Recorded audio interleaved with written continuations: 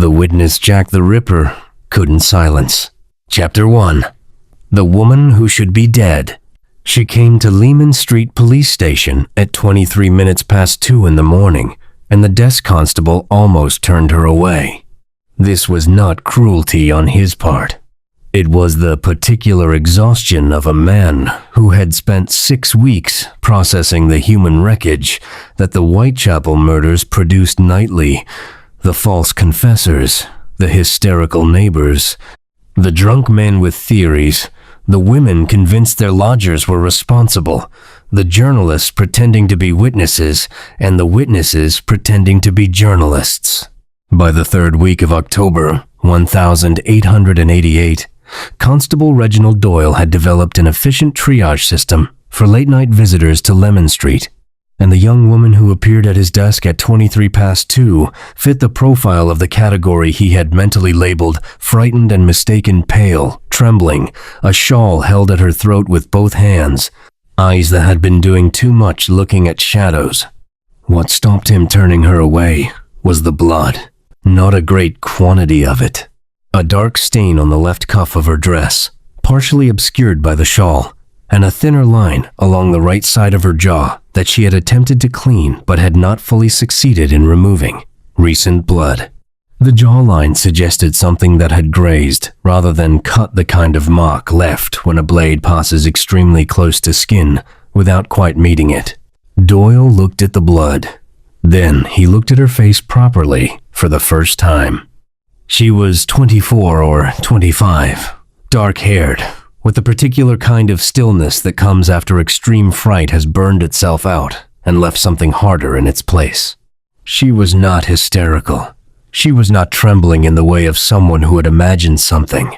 She was trembling in the way of someone who had been very close to a specific and concrete thing and was now controlling the memory of it with considerable force of will. "Sit down," Doyle said, which was not his usual response to late-night visitors. "Don't go anywhere. I'm fetching someone." Detective Inspector Edmund Carver had not gone home that evening. This had become his habit over the past 6 weeks, sleeping on the narrow cot in the back office when sleep came at all, which it did with decreasing frequency as October advanced and the investigation accumulated weight without advancing toward resolution. He was awake when Doyle knocked, sitting at his desk with his coat still on, reading the post-mortem report on Mary Jane Kelly for the 4th time in as many days, as though the document might yield something new on the 5th examination that it had withheld on all previous ones. He came to the front desk in 3 minutes. The young woman looked at him with the direct assessment of someone evaluating whether the person in front of her is worth trusting. He had the sense that she had made the same assessment of several people recently and had found them wanting. "Your name," he said. "Miriam Ashe," she said. Her voice was steadier than her hands. "I work at Feldman's Tailoring House on Hanbury Street. I live at number 14 Thrall Street, 2nd floor. I have lived there for 2 years, and I have no history with the police, and I am not confused about what I saw tonight." She delivered these facts in the manner of someone who has anticipated the objections and is disposing of them preemptively. Carver found this immediately interesting. "Tell me what you saw," he said. "I saw the man who killed Mary Jane Kelly," she said, "and I believe he knows I saw him. And I believe that the mark on my jaw," she touched it briefly, with 2 fingers, "was his way of telling me that he knows." The front office of Lehman Street Station was never entirely silent, even at this hour. There was always something, a constable's boot on the floorboards, a distant shout from the cells, the station clock measuring the dark. In the moment after Miriam Ashe finished speaking, all of it seemed to recede. Carver looked at the mark on her jaw. Then he looked at her eyes. "Come with me," he said. Mary Jane Kelly had been murdered on the 9th of November, 1888, in her room at number 13 Miller's Court. Dorset Street and the manner of her death had been of a severity that had silenced even the journalists who had spent 3 months competing to produce the most sensational coverage of the Whitechapel murders. The discovery at Miller's Court had not been reported in its full detail. Commissioner Warren had, for once, in an investigation characterized by official misstep, made the correct decision and restricted the press, so that what the public knew was limited to the bare facts. A woman dead in her room, the worst of the series. The case still unsolved. What Carver knew, because he had been in that room at 11:30 on the morning of the 9th, was that whoever had killed Mary Jane Kelly had spent a considerable amount of time with her. This was not a killing of opportunity, of compressed and frantic violence in a dark alley under time pressure.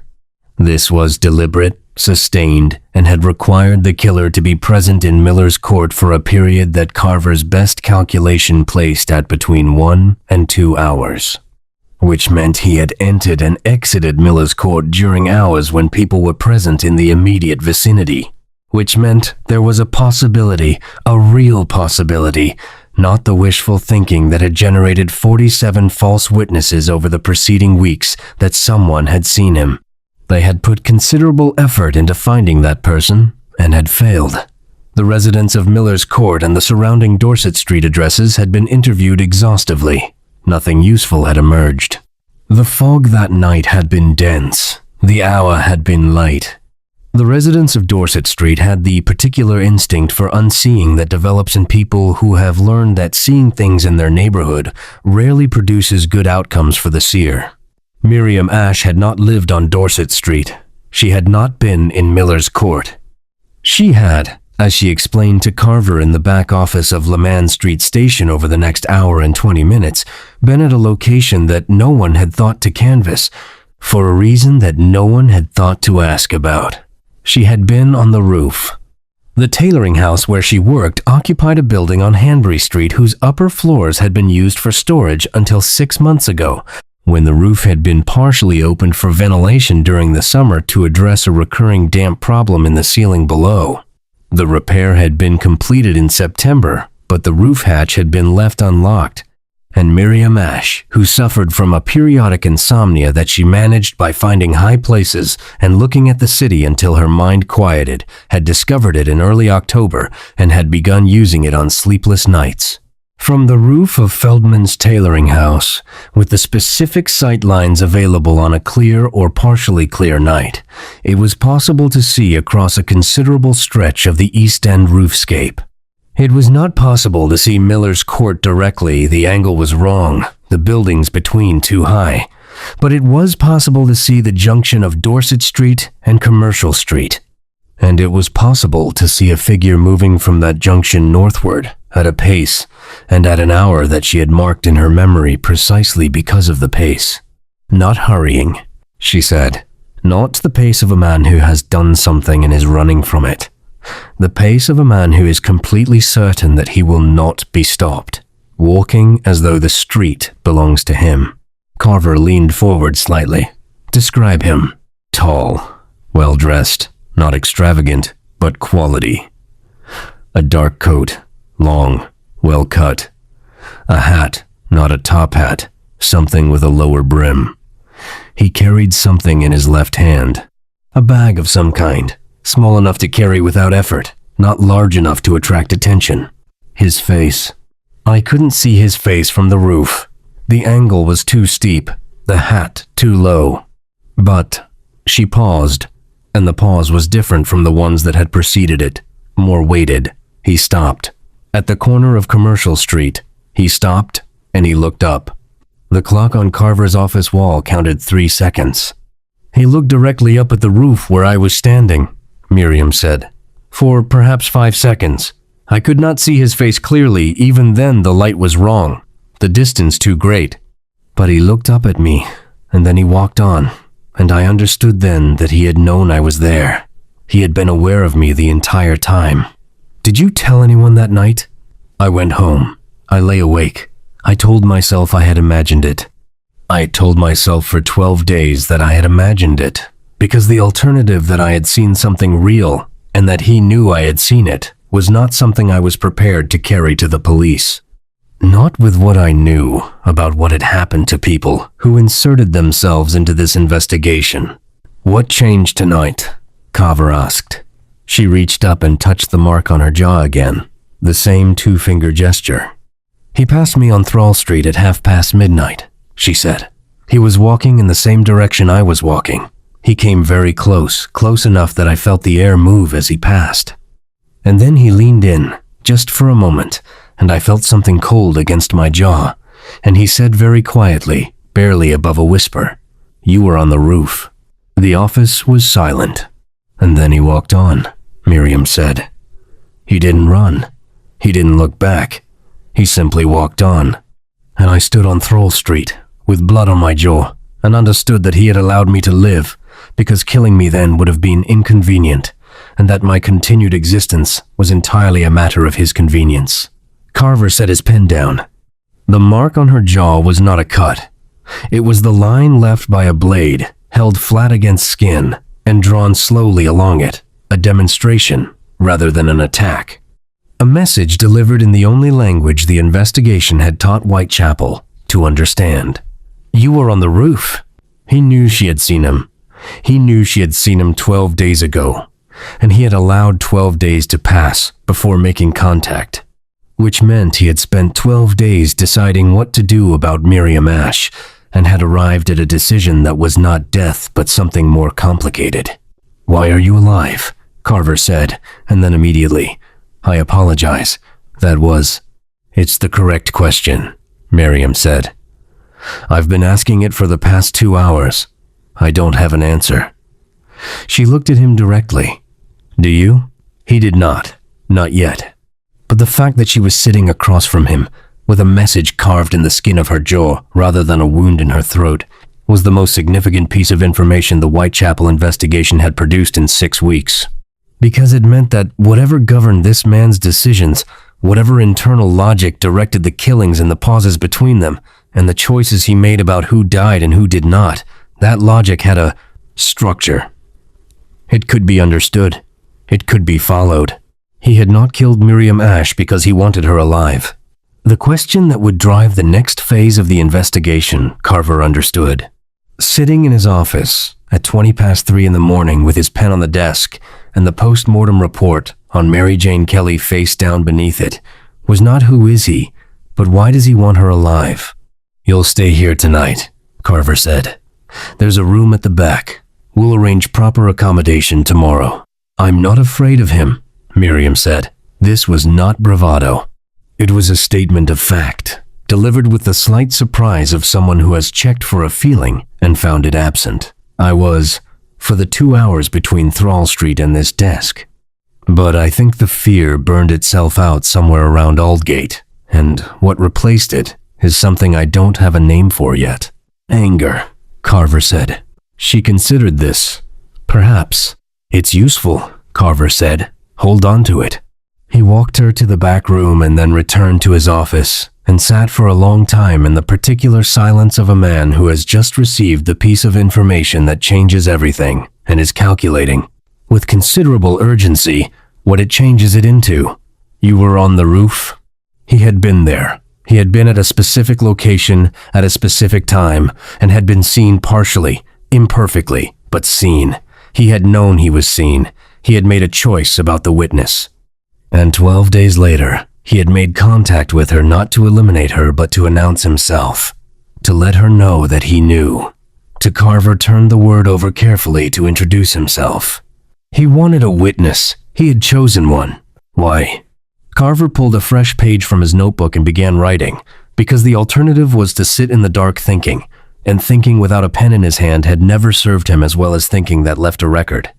He had written 4 lines when the station door opened and Aberline came in, wet from the night rain, with an expression that preceded bad news the way thunder precedes lightning.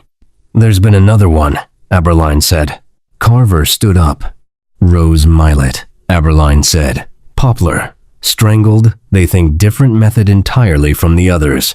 And he stopped. "And," Carver said, "there's a note. At the scene, not on the body." Pinned to the wall of the passage where she was found, Aberline reached into his coat and produced a folded paper which he had wrapped in a handkerchief to preserve it. "It's addressed to you, Carver, by name. And it says..." He unfolded it, read it once more as though confirming what he'd already read. "It says, ask the woman on the roof what she heard, not what she saw. You are looking in the wrong direction." The note, The roof. Miriam Ash, 50 feet down the corridor, in the room where Carver had told her she was safe. He had not killed her. He had sent her here. He had driven her to this station, to this investigation, to Edmund Carver specifically, with a blade held against her jaw and 4 words whispered on Thrall Street. She was not a witness who had survived. She was a message that had been delivered. End of Chapter 1. Chapter 2. What she heard. The note was written on the same quality cream notepaper that Carver had encountered in the previous investigation, a detail that sat in the back of his mind with the particular weight of information that is significant but not yet. Interpretable. Same educated hand. Same controlled pen pressure.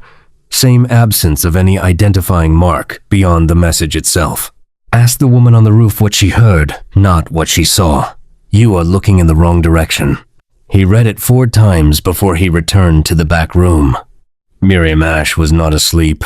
She was sitting on the edge of the narrow cot, with her shawl around her shoulders, looking at the wall with the focused attention of someone engaged in an internal argument. She looked up when Carver entered without any of the start of someone expecting sleep.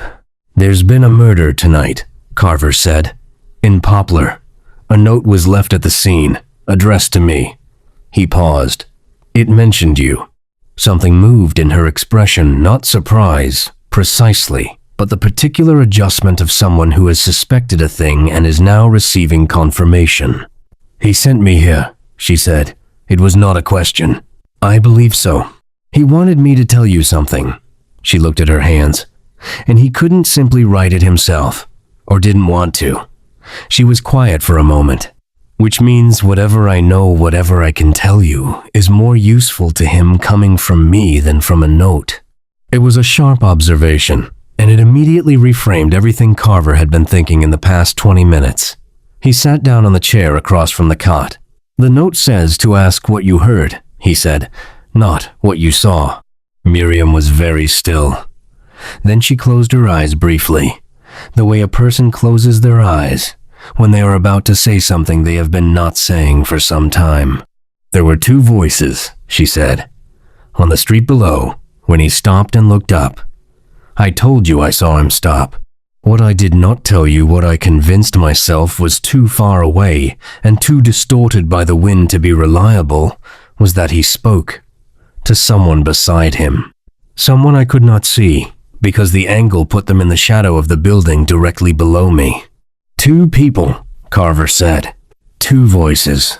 One was his low, controlled, with an accent I could not identify except to say it was educated English without being entirely English. The other," she paused, "the other was a voice I recognized." The clock in the corridor ticked into the silence. "Recognized from where?" Carver said. "From the station," she said. "From this station. From the front desk. From the corridor. A voice I heard for perhaps 30 seconds when I arrived tonight and was waiting while your constable went to fetch you."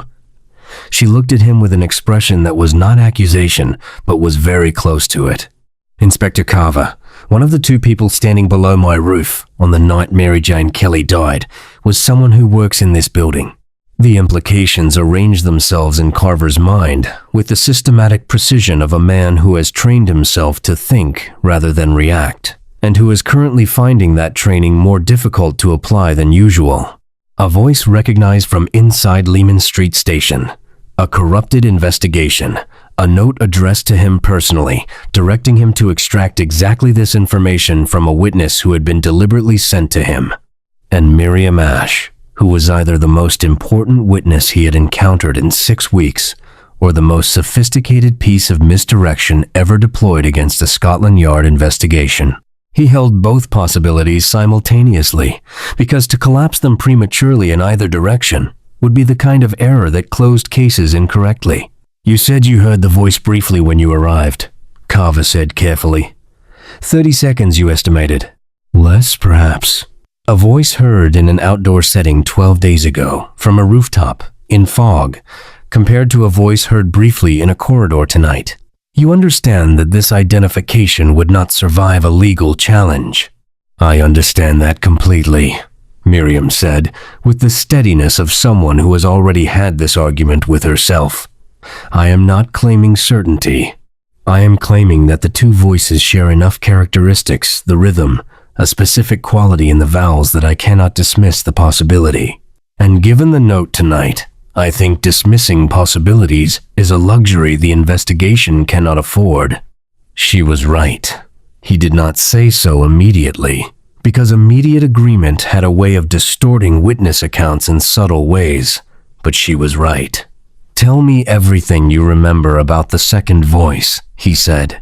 She remembered 3 things with any precision. The voice was male. It was younger than the first voice, something in the quickness of it, the slightly higher register. And it said, in the brief window when the wind direction had carried sound upward clearly enough for Miriam to catch it, it has to be tonight. 4 words, the rhythm of them. The specific weight on has rather than tonight, which suggested emphasis born of disagreement rather than urgency, the way a person stresses the auxiliary verb when they are overriding an objection. It has to be tonight.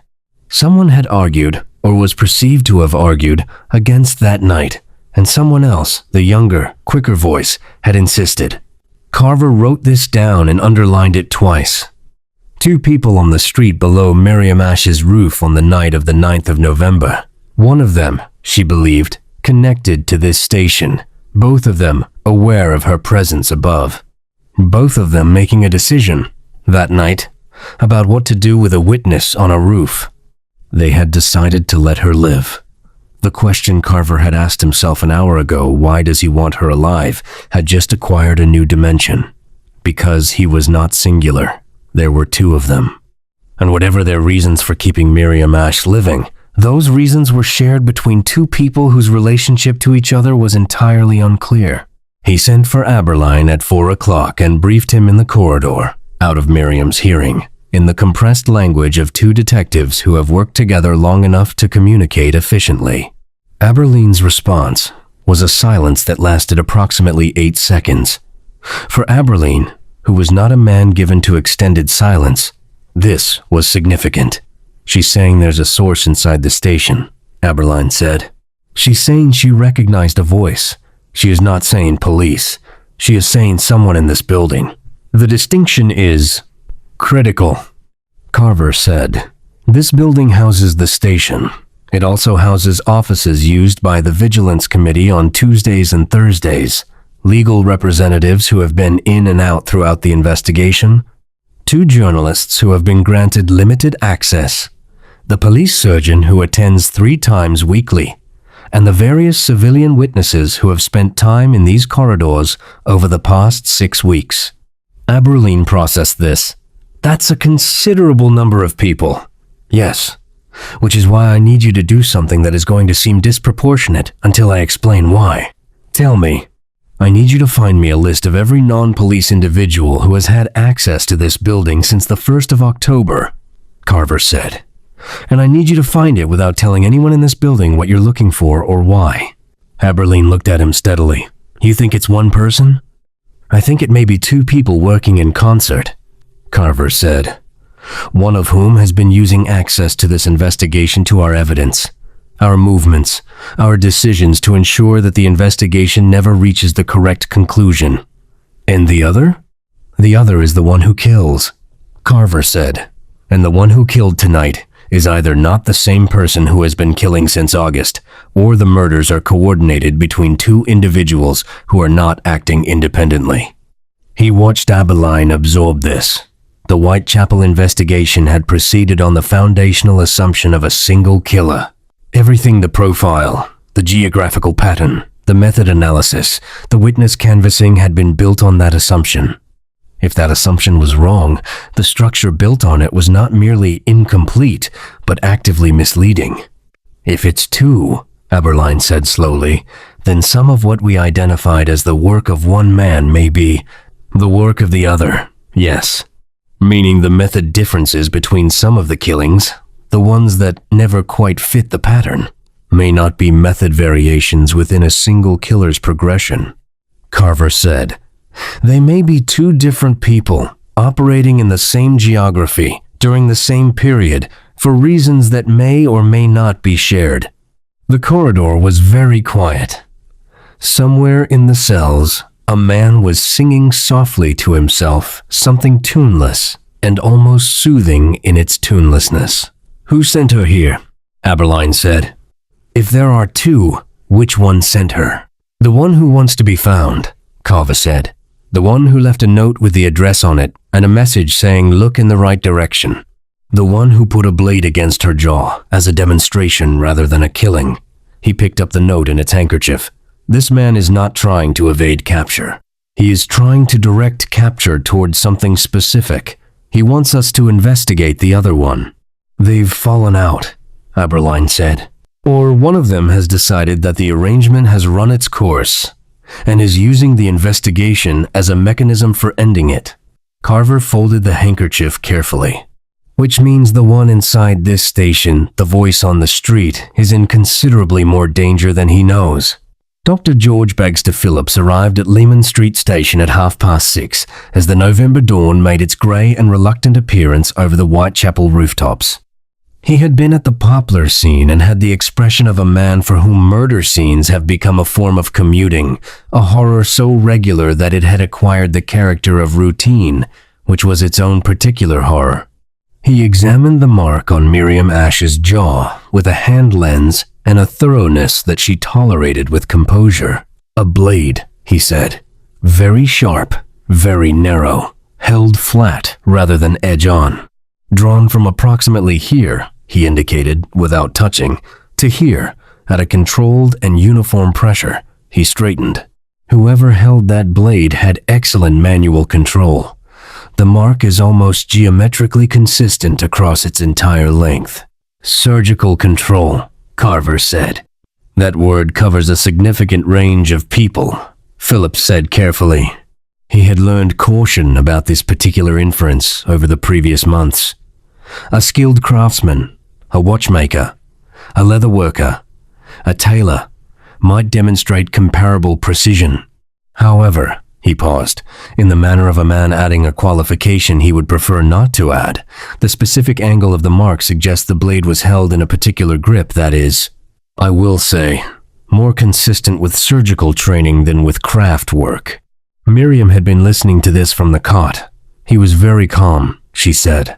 "When he held it against my face, his hand did not shake." "No," Phillips said, looking at the mark again. "It did not."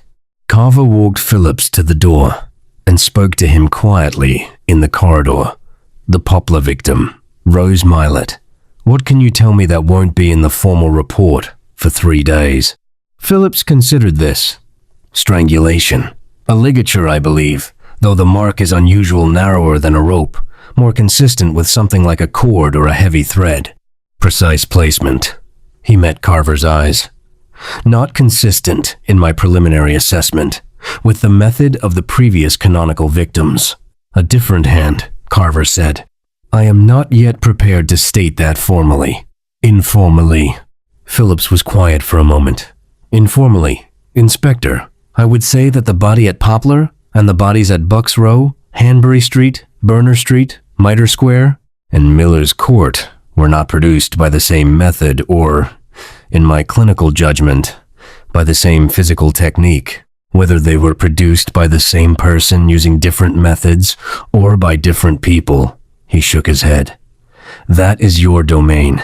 Mine ends at the body." He left. Carver stood in the corridor and listened to the station coming to life around him, the shift change, the constable's boots, the duty sergeant's voice managing the morning's business, and heard, in all of it, the particular sound of a building that contained someone who had been on a Dorset Street corner on the night of the 9th of November and had said, "It has to be tonight."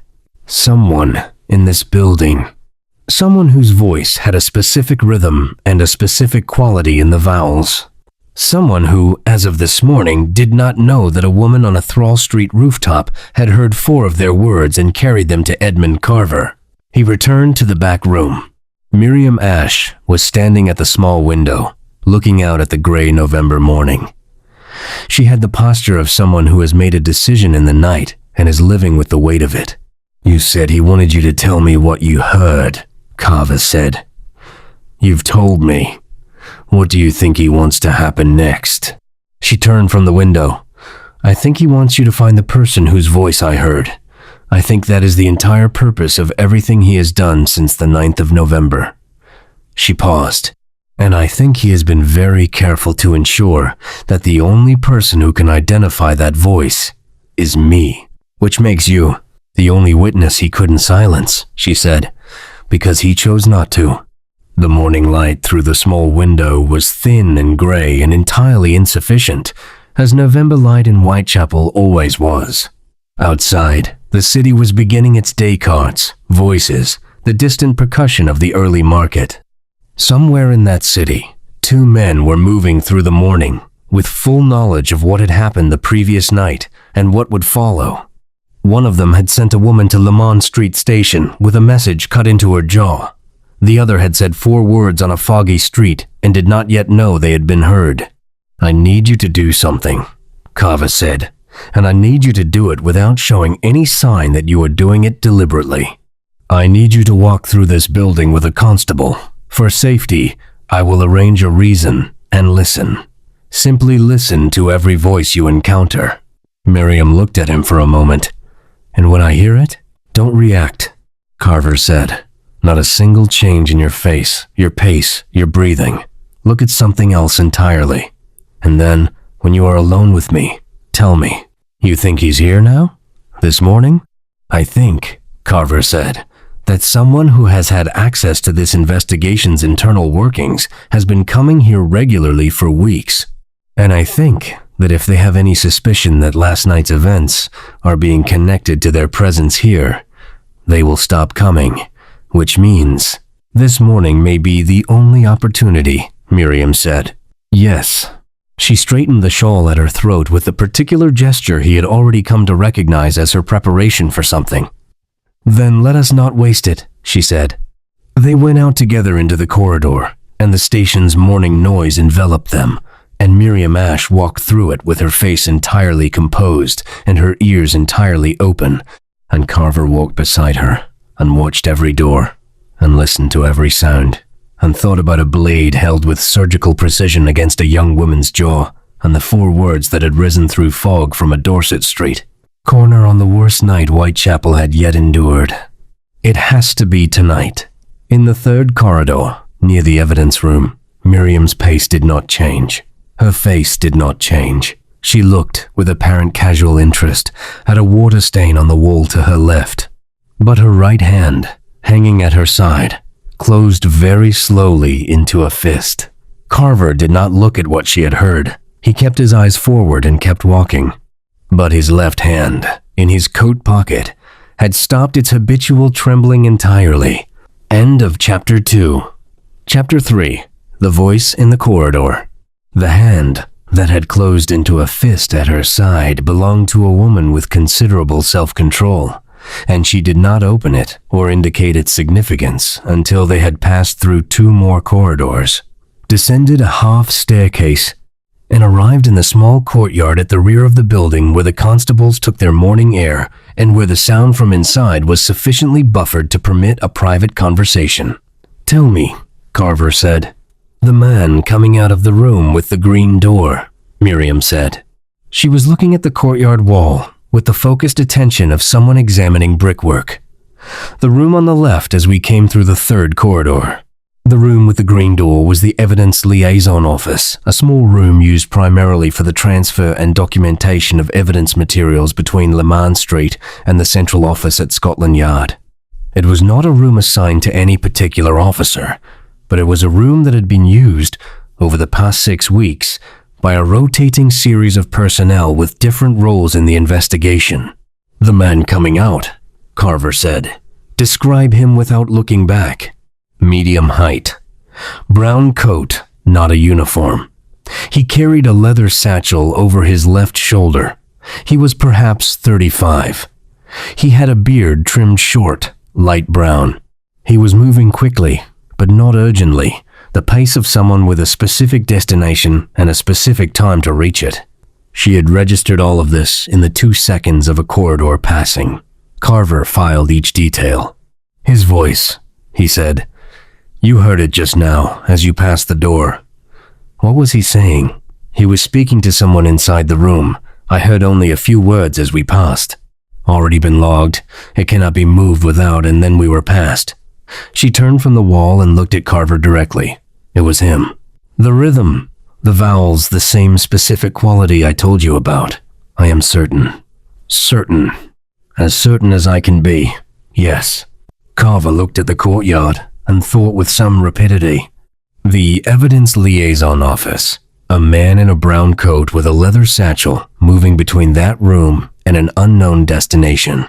A voice that matched the one on the Dorset Street corner on the 9th of November. He was not a constable, no uniform.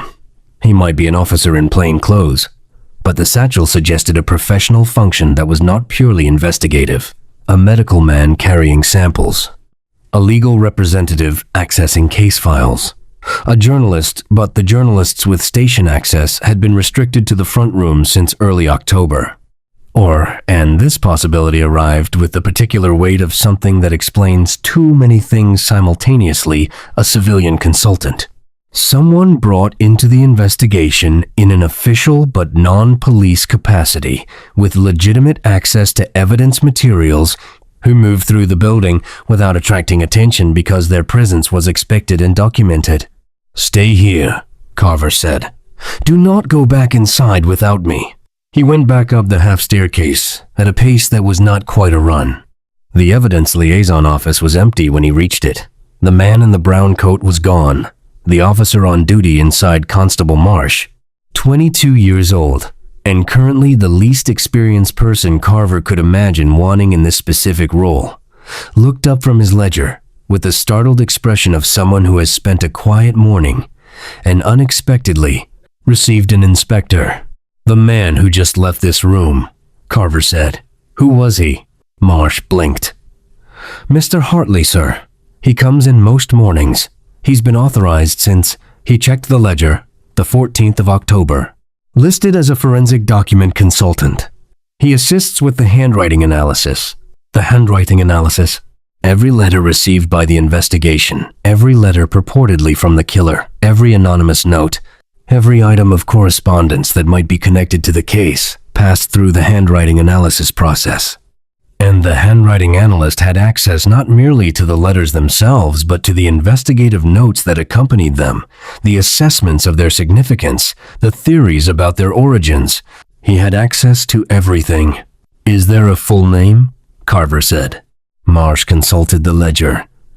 Mr. Edmund Hartley. Address listed as, he squinted at the handwriting, 14 Finsbury Square. Who authorized his access? It says here, Marsh ran his finger along the line, authorized by Detective Sergeant Wren. Detective Sergeant Wren had been transferred to a different division in late October, following a disagreement about investigative priorities that Carver had been peripherally aware of, but had not examined closely. He was no longer at Lamont Street. Who else has spoken to Hartley in this building?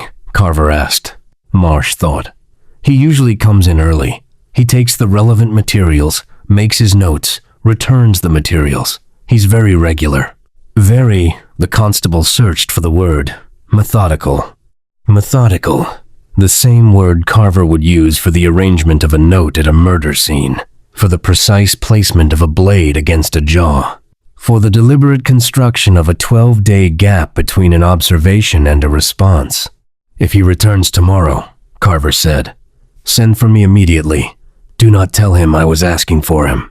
Do not indicate that anything is different from any other morning. He looked at Marsh steadily. Can I rely on you for that? Marsh straightened perceptibly. Yes, sir. Carver returned to the courtyard, where Miriam Ashe was standing exactly where he had left her, looking at the same patch of wall with the same apparent interest in Victorian brickwork. His name is Edmund Hartley, Carver said. He is a document consultant with authorized access to the investigation's evidence materials. Miriam processed this without visible reaction. Then, he has been reading the letters. Yes? The letters from the killer. He has been analyzing them. Officially, yes. And if he is connected to the killer, if he was standing on Dorset Street with the killer on the 9th of November, then he has been providing the killer with a complete picture of how close the investigation is. What the investigators know, what they suspect, what evidence they have. She was very still. He has been protecting him. That is one possibility, Carver said. What is the other? That he is not protecting him, Carver said. That their arrangement has changed. That the note last night, directing me to you, directing me to what you heard, that was not the killer's idea alone. It was Hartley's. He looked at the wall with her. Consider the position of a man who has been complicit in a series of murders and who has now decided, for whatever reason, that the situation must end. He cannot come forward himself. He is too deeply implicated. He cannot write a letter to the police. It will be recognized as coming from inside the investigation. But if he is standing on a street corner at the right moment, and a woman is on a roof above him, and he says 4 words loudly enough to be heard, he creates a witness, Miriam said slowly. He creates a witness who is not him, who hears what he wants heard, who goes to the police with information he has effectively planted. She turned from the wall and looked at Carver with an expression of considerable complexity. He used me. The other man used you as a message. Hartley may have used you as a mechanism. Carver met her eyes. I don't yet know which, or whether both are true simultaneously. What I know is that you are the one piece of the situation that neither of them can fully control. The killer chose to keep you alive because he wanted you to tell me something. Hartley may have spoken those 4 words because he wanted you to notice them and eventually report them, but neither of them can dictate what you actually say. Neither of them can control what you actually know. And what do I actually know? Miriam said. Precisely what you've told me, Carver said. No more, no less. And what you've told me is enough to identify a man with access to every piece of evidence in this investigation who was standing on a street corner with the Whitechapel killer on the night of the worst murder of the Tame series. He picked up his coat collar against the November cold. That is considerable. Aberline produced the access list at noon. It was longer than Carver had hoped. 47 non-police individuals had had documented access to Leman Street Station since the 1st of October, and it contained the name Edmund Hartley, document consultant, with an asterisk beside it noting that his authorization had been arranged through an officer no longer attached to the division. Detective Sergeant Wren, now at Rotherhithe. Carver sent a telegram to Rotherhithe at 12:30. The reply arrived at 2. Hartley recommended by personal acquaintance. Good professional reputation. Introduced at request of Commissioner's office. Query, is there a problem? The Commissioner's office. Carver sat with that for a moment. Then he pulled the full file on Rose Milet's murder, which Phillips had delivered at 11, and read it with the attention of someone looking for the thing that does not fit. The method was wrong for the canonical series. Everyone agreed on this, even if they were not yet prepared to say so publicly. The strangulation, the ligature, the location in Poplar rather than the immediate Whitechapel streets. It was either a deviation in method by the same killer or a separate act by a different hand. The note at the scene had been written in the same hand as the letters to Carver, which meant whoever left the note at Poplar was mimicking the author of those earlier letters. Or the note at Poplar was the only genuine piece of the scene. The murder itself was someone else's work, and the note had been attached afterward. Hartley. Access to the evidence. Knowledge of the handwriting. A man who spent his mornings in the evidence liaison office, reading the letters, making notes, returning the materials. A man who could reproduce a handwriting style he had studied for 3 weeks, well enough to pass a cursory examination. The note had not yet been subjected to formal analysis. It would be, but the person assigned to analyze it would be, by the current authorization, Edmund Hartley. Carver was on his feet before the thought had fully completed itself. He needed a different analyst. He needed the Poplar note examined by someone who had never seen the previous letters, who had no access to the existing analysis, who was coming to the handwriting entirely fresh. And he needed to find that person before tomorrow morning, when Hartley would arrive at the evidence liaison office and learn that the note had been retrieved. He was pulling on his coat when there was a knock at his office door. It opened before he could respond. Miriam Ashe stood in the doorway, and her expression had changed entirely from the composed steadiness of the past 12 hours. She was holding a folded piece of paper.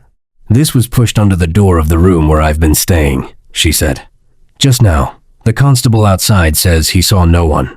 Carver crossed the room and took the paper. It was a single line, in the same educated hand as every other document in this investigation. "She is closer than she knows. The voice is only the beginning.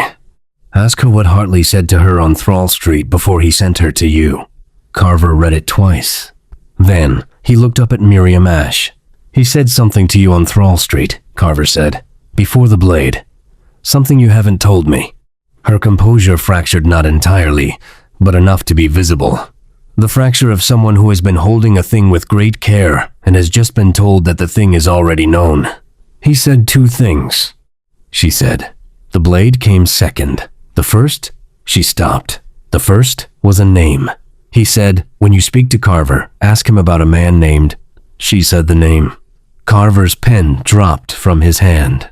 The name she said was not Hartley. It was a name he knew from an entirely different part of the investigation, a name that connected not to the evidence liaison office, not to the document analysis, but to a set of decisions made at the very beginning of the autumn that had shaped everything that followed and that Carver had never had reason to question. Until now. End of Chapter 3. Chapter 4. The Name. The name Miriam Ashe had spoken was Dr. Robert Openshaw. Carver knew the name because everyone involved in the Whitechapel investigation knew the name. Dr. Robert Openshaw was the curator of the Pathological Museum at the London Hospital, a respected position, a respected man, 51 years old, with a grey beard and a methodical temperament and a professional reputation that had survived 20 years of East End medical work without a blemish. He was also the man to whom, in mid-October, a package had been delivered that had become one of the most discussed pieces of evidence in the investigation. The package had contained a preserved human kidney. With it had come a letter signed, as all the letters in this case seemed to be signed, with a variant of J claiming that the kidney had been taken from Catherine Eddowes, the fourth canonical victim, who had indeed had a kidney removed during the post-mortem examination of her injuries. Openshaw had examined the kidney, confirmed it was human, confirmed it was consistent with the age and condition of a woman in her mid-40s who had suffered from Bright's disease and had then become, briefly, one of the most quoted men in London, as newspapers had published his assessment that the organ might indeed have originated from the victim. The story had run for 4 days, generated enormous public interest, and then been partially walked back by official sources who were uncomfortable with the implication that the killer was now sending body parts through the post. Openshaw had given no further public comment. He had been cooperative when interviewed. He had submitted the kidney and the letter to the investigation and had, as far as Carver's record showed, had no further official involvement. But there was something else in the record, something Carver had noted at the time and filed without pursuing. Openshaw had also known Mary Jane Kelly. Not well, the record showed nothing more than a professional connection, a woman who had attended the London Hospital's charitable outpatient clinic for a respiratory complaint in early 1888. But the London Hospital's charitable outpatient clinic was also where Friedrich Maurer, the subject of Carver's previous investigation, had treated the charity ward patients. And the clinic's records, which Carver had examined thoroughly 3 weeks ago, had shown Openshaw's name as the consulting physician on one of the 12 patients in Maurer's case. One patient, one connection. He had marked it as a coincidence of institutional geography. Many doctors passed through the same clinic and had not pursued it. The man on the street had said Openshaw's name, had said it as the thing Carver needed to know, had sent Miriam Ashe to him specifically to deliver it. "Tell me exactly what he said," Carver told her, word for word. Miriam closed her eyes, the same closing he had observed before she accessed a precise memory. He said, "When you speak to Carver, Ask him about a man named Openshaw. Ask him what Openshaw gave to the investigation and what he kept. What he gave and what he kept. The kidney, the letter. Openshaw had given those to the investigation. What had he kept? Aberline's reaction to the name was a sharp intake of breath, followed by a long pause. Openshaw, he said. You think Openshaw is involved? I think someone wants me to investigate Openshaw, Carver said carefully, which is not the same thing. This entire investigation has been shaped by someone directing my attention towards specific individuals and specific evidence. The question is always whether the direction is toward truth or toward a convenient destination. Could be both, Aberline said. Could be genuine information about Openshaw delivered through a method designed to be useful to the person delivering it. Yes, Carver said, which is why I need to verify it independently before acting on it. What do we know about Openshaw that we haven't looked at closely? He examined the kidney. He gave a public statement that was Aberline paused, seeming to hear his own words differently. His statement was specific enough to be authoritative, but careful enough to be deniable. He said it was consistent with the victim, not that it was definitively hers. And the letter that came with the kidney, Carver said. The From Hell letter. Who analyzed the handwriting? A pause. Hartley, Aberline said. And what was Hartley's conclusion about the From Hell letter compared to the other letters the investigation had received? He concluded it was from a different hand, that the From Hell letter was probably not from the same author as the Dear Boss letters, which the press had already publicized as the canonical Ripper letters, Carver said. So Hartley's analysis effectively separated the From Hell letter from the main body of correspondence, relegated it to secondary status. The kidney and its letter received public attention for 4 days and then faded. Because the official position became that the kidney letter was probably not genuine, based on Hartley's analysis, they sat with this. Hartley suppressed the From Hell letter, Aberline said slowly, and Openshaw provided the kidney that came with it. And you think? I think someone wants me to look very carefully at what the From Hell letter actually says, Carver said, and I think Hartley's analysis of it was not disinterested. The From Hell letter was in the evidence archive, catalogued and filed, held in the condition in which it had been received, a crude handwriting, very different from the educated hand of the other letters, spelling irregular, the tone different from everything else in the case files. It had been received at the home of George Lusk, chairman of the Whitechapel Vigilance Committee, along with the kidney, and had been passed to the investigation by Lusk himself. Carver read it again that afternoon, with the specific attention of someone who has been told that a document contains something he has missed. From Hell. Mr. Lusk, saw I send you half the kidney I took from one woman, preserved it for you, t'other piece I fried and ate it was very nice.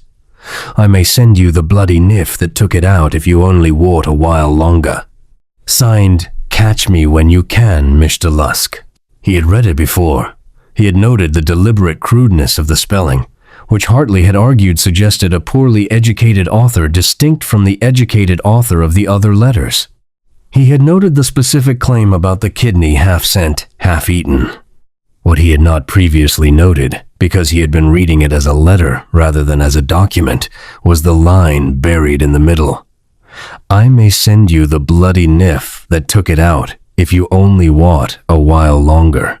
The knife, a specific reference to a specific instrument, and woven into the crude spelling, the irregular grammar, the deliberately uneducated tone, a structural precision. The letter contained exactly as much information as was necessary to establish the kidney's provenance and suggest the sender's identity. Nothing excessive, nothing careless. A controlled mind mimicking an uncontrolled one. Not the work of a poorly educated man, but of an educated man performing poor education with considerable craft. The same craft that produced the handwriting analysis, the concealment of precision beneath apparent roughness. He set the letter down and looked at the note that had been delivered to Miriam's room. She is closer than she knows. The voice is only the beginning. Ask her what Hartley said to her on Thrall Street before he sent her to you. But Hartley had not sent her. The killer had sent her. The killer who had held a blade against her jaw and said you were on the roof, and said Openshaw's name before the blade came. Which meant Carver worked backward through the sequence the killer knew about Hartley, had known about Hartley long enough to use him, had used Miriam Ashe to transmit Hartley's name to Carver, knowing that Carver would then begin to investigate Hartley, and through Hartley, arrive at Openshaw. A trail, constructed with the same deliberate care as every other trail in this investigation. He was being led somewhere again. The question was whether to follow. He thought about Friedrich Maurer and the trail that had led to a truth that was both genuine and terrible. He thought about the Agnes Pryor inquest. He thought about what it meant to follow a trail constructed by a killer. Then he picked up his coat and went to find George Lusk. Lusk received him in the front room of his house on Alderney Road with the direct hospitality of a man who considers a police inspector's visit at 4 p.m. an unremarkable part of his week, which, for the past 6 weeks, it largely had been. "The From Hell letter," Carver said, without preamble. "You received it at your home. Describe the delivery." "Through the post," Lusk said. "The box was," he paused, "sent to my home address." Which is a matter of public knowledge, given that the committee's activities have been widely reported, but which still required whoever sent it to know specifically where I lived.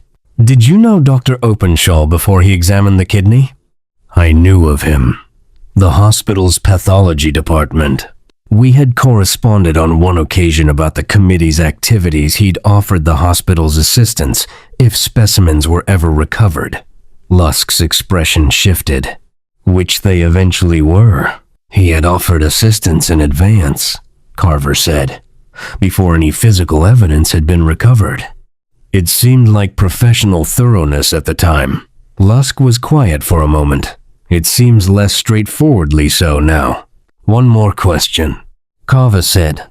"When you received the package, before you brought it to Openshaw for examination, did anyone else see it? Did anyone else know you had received it before the examination?" Lusk thought carefully. "My wife, 2 committee members I telephoned immediately, and..." He stopped. "A gentleman who had been at a committee meeting that afternoon. He was still in the house when the package arrived. He saw it with me. His name, I don't recall his full name. He was introduced as an associate of one of the committee members. He assisted with some correspondence that afternoon." Lusk looked at Carver with growing understanding. He was a medium-height man, brown coat. He carried a leather satchel. The November light was failing outside Lusk's front window. Somewhere in the darkening street, gas lamps were beginning their nightly work against the encroaching dark of a Whitechapel evening. Hartley had been present when the kidney package arrived at Lusk's house, before Openshaw examined it, before it was official. Which meant Hartley had known about the kidney before the investigation did, had possibly arranged the delivery to Lusk's house rather than to Scotland Yard, where the chain of custody would have been more rigorous. Had then analyzed the accompanying letter and concluded it was from a different author, removing it from serious investigative consideration. And Openshaw, who had offered his services in advance, had performed the examination and given it just enough official credibility to generate public interest before it was quietly set aside. They had stage managed it, together, the kidney, the letter, the analysis, the conclusion, a piece of theater designed to what? To distract? To provide a false lead? To insert a narrative element that could be controlled? Or to establish, for reasons Carver had not yet understood, that a kidney had been removed, examined, and returned to official custody while something about that kidney, or the examination of it, served a purpose that had nothing to do with the investigation. He was back on Lusk's doorstep when the next thought arrived. Openshaw was a pathologist. Pathologists examine tissue. Openshaw had examined the kidney and produced a formal assessment of its characteristics, age, condition, disease markers, consistency with the victim. What if the assessment was not merely an opinion? What if the kidney had yielded something, some specific piece of biological information about the victim, or about whoever had removed it that Openshaw had documented not in his report to the investigation but elsewhere? What he gave and what he kept. He had kept something. Something the investigation had never seen. Carver stood on Lusk's doorstep in the falling dark of a November evening and understood, with the particular cold clarity of an investigation reaching its critical mass, that the next 24 hours would determine whether the truth could be reached before whoever was directing this sequence of revelations decided that Carver had been given enough time. He needed to get into Openshaw's office at the London hospital before tomorrow morning, and he needed to do it before either Hartley or Openshaw knew he was coming. End of Chapter 4. Chapter 5. The Pathologist's Secret. The London Hospital's Pathological Museum occupied the east wing of the building's upper floor, accessible through a corridor that smelled permanently of formaldehyde and the particular institutional cleanliness that Victorian medical establishments applied as a statement of professional seriousness. It was a place of glass jars and mahogany cases and the careful categorization of biological specimens that represented, depending on your philosophical inclinations, either the triumph of scientific method over ignorance or the reduction of human suffering to display. Carver was in no state for philosophical inclinations. It was 7 o'clock in the evening. He had been awake for 38 hours, and he had a warrant that Aberline had obtained through channels that had required explaining the situation to precisely one magistrate who had asked 3 questions, received 3 answers, and signed the paper with the expression of a man who wishes he had retired 6 months earlier.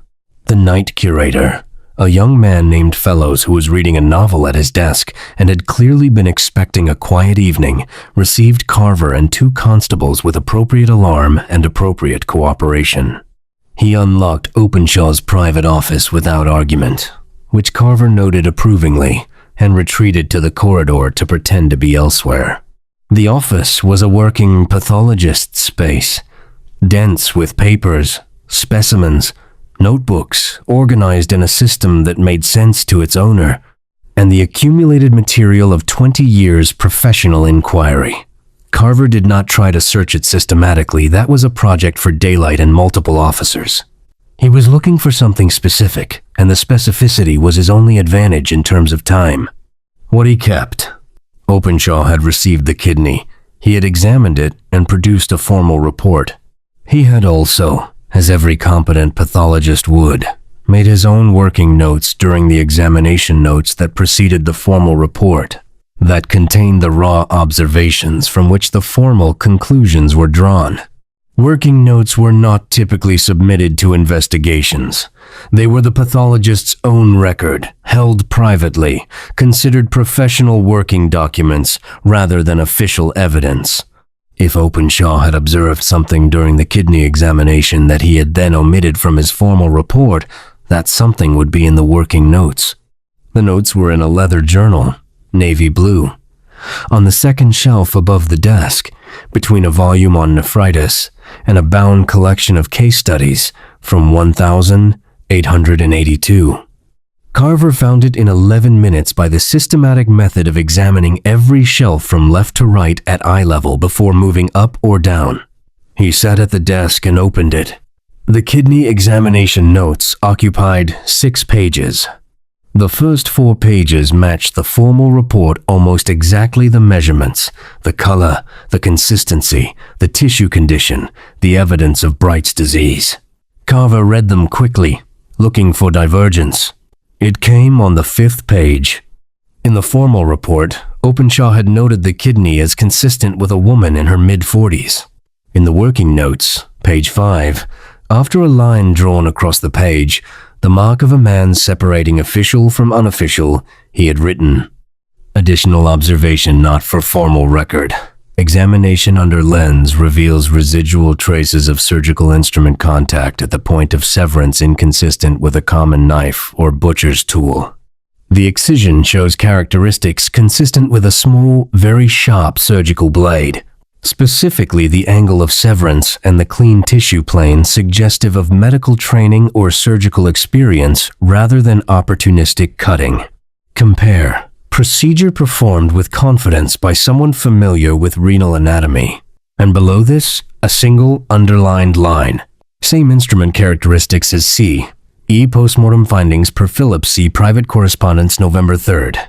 Private correspondence with Phillips. A letter between Openshaw and the divisional surgeon. Dated the 3rd of November, 6 days before the Kelly murder, discussing instrument characteristics that both had independently observed and had apparently agreed, privately, not to include in their formal reports. Carver turned the page.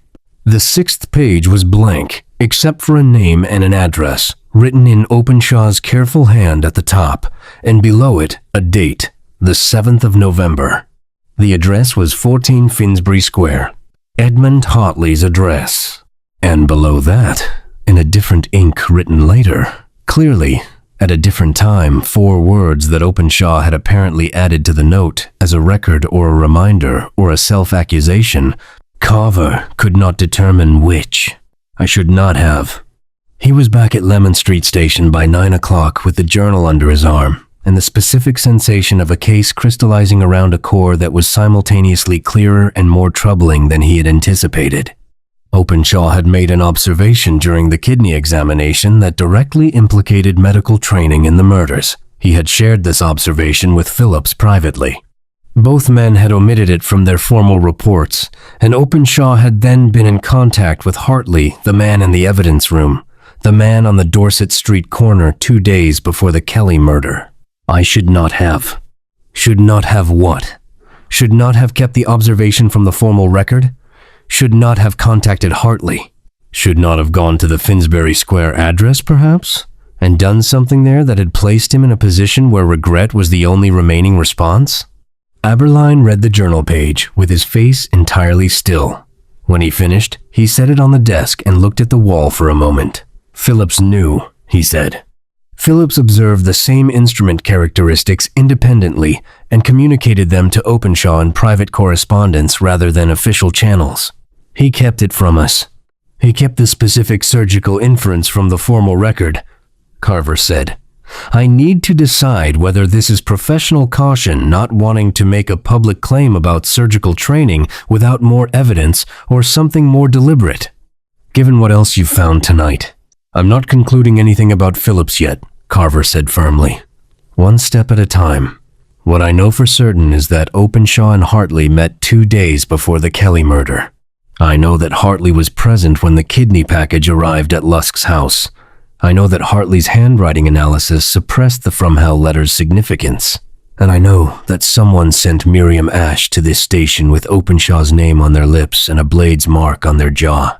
The person who sent her, Aberline said slowly. The killer. He knows about Openshaw and Hartley. He knew they were meeting. He knew what they were discussing. He looked at Carver. He was there. At Finsbury Square, perhaps, Carver said. Or he has a source of information about their meeting that we haven't identified yet. He picked up his pen.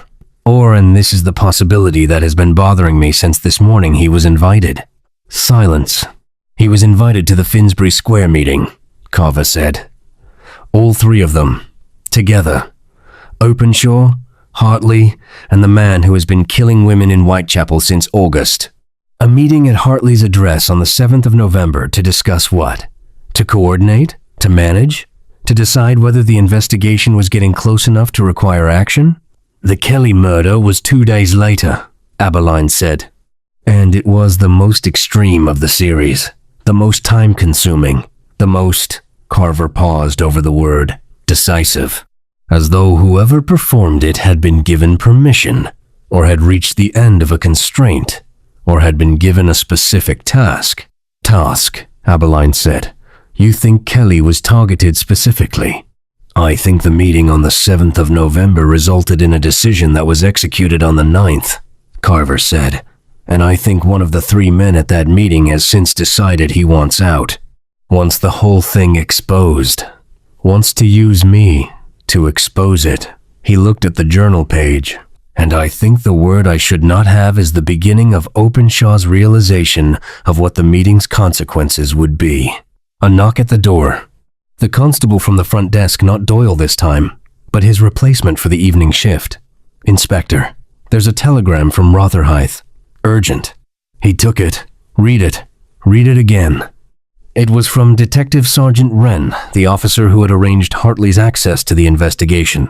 Carver Stop Hartley, not known to me as claimed stop authorization request, came with Commissioner Office letter stop, queried this morning, and told letter was forged. Stop Hartley's access, unauthorized at source stop. Where is this man? Stop, Wren. The authorization was forged. Hartley had inserted himself into the investigation using a forged authorization from the Commissioner's office. He had been inside the evidence room for 3 weeks, with no legitimate basis, and the investigation had never questioned it because the paperwork had been correct. Carver set the telegram down and made 3 decisions in rapid succession. He would bring in Openshaw first thing in the morning. He would have Hartley's known address on Finsbury Square watched through the night, and he would, before he slept, have one more conversation with Miriam Ashe, because there was something she had not yet told him. He was increasingly certain of it, not from any inconsistency in her account, but from a quality in her stillness that he had learned over the past 18 hours to read as the stillness of someone managing the weight of something held back. He found her in the back room, awake, the small lamp burning. "There is something else," he said. It was not a question. She looked at him for a long moment. Then she reached inside the neck of her dress and produced a small folded paper that she had been carrying against her skin. "He put it in my hand," she said, "on Thrall Street, after the blade, while I was too shocked to resist.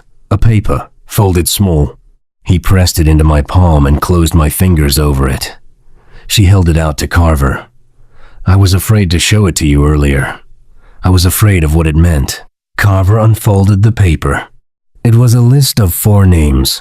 3 of them he now knew: Openshaw, Hartley, and a 3rd name he had not yet encountered in the investigation, which he did not recognize. The 4th name was his own, Edmund Carver. His name on a list carried by a woman who had been sent to him. His name written in the same hand as every other significant document in this case. Below the 4 names, a single sentence. 3 of these men want the truth buried. One of them is you, and you don't know it yet. End of chapter 5. Chapter 6. The list. He sat with it for a long time. 3 of these men want the truth buried.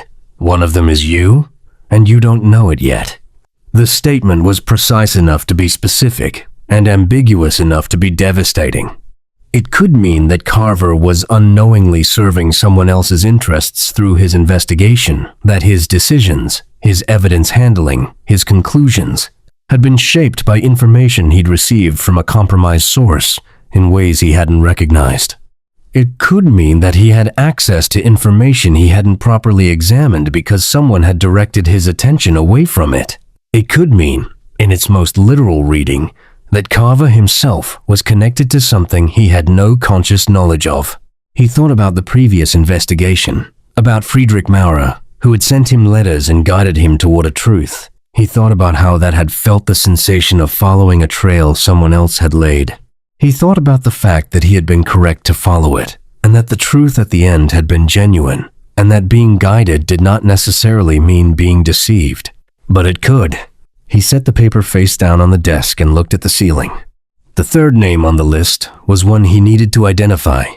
Openshaw, Hartley, Carver, and a 4th man named Cornelius Vane. He had never encountered that name. Not in the investigation files, not in the station records, not in the press coverage. He wrote it in his notebook and underlined it 3 times.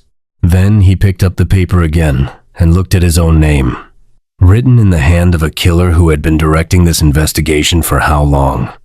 Since he received the first letter, or before that? The most intelligent man assigned to this investigation, which is perhaps why you remain the furthest from the truth.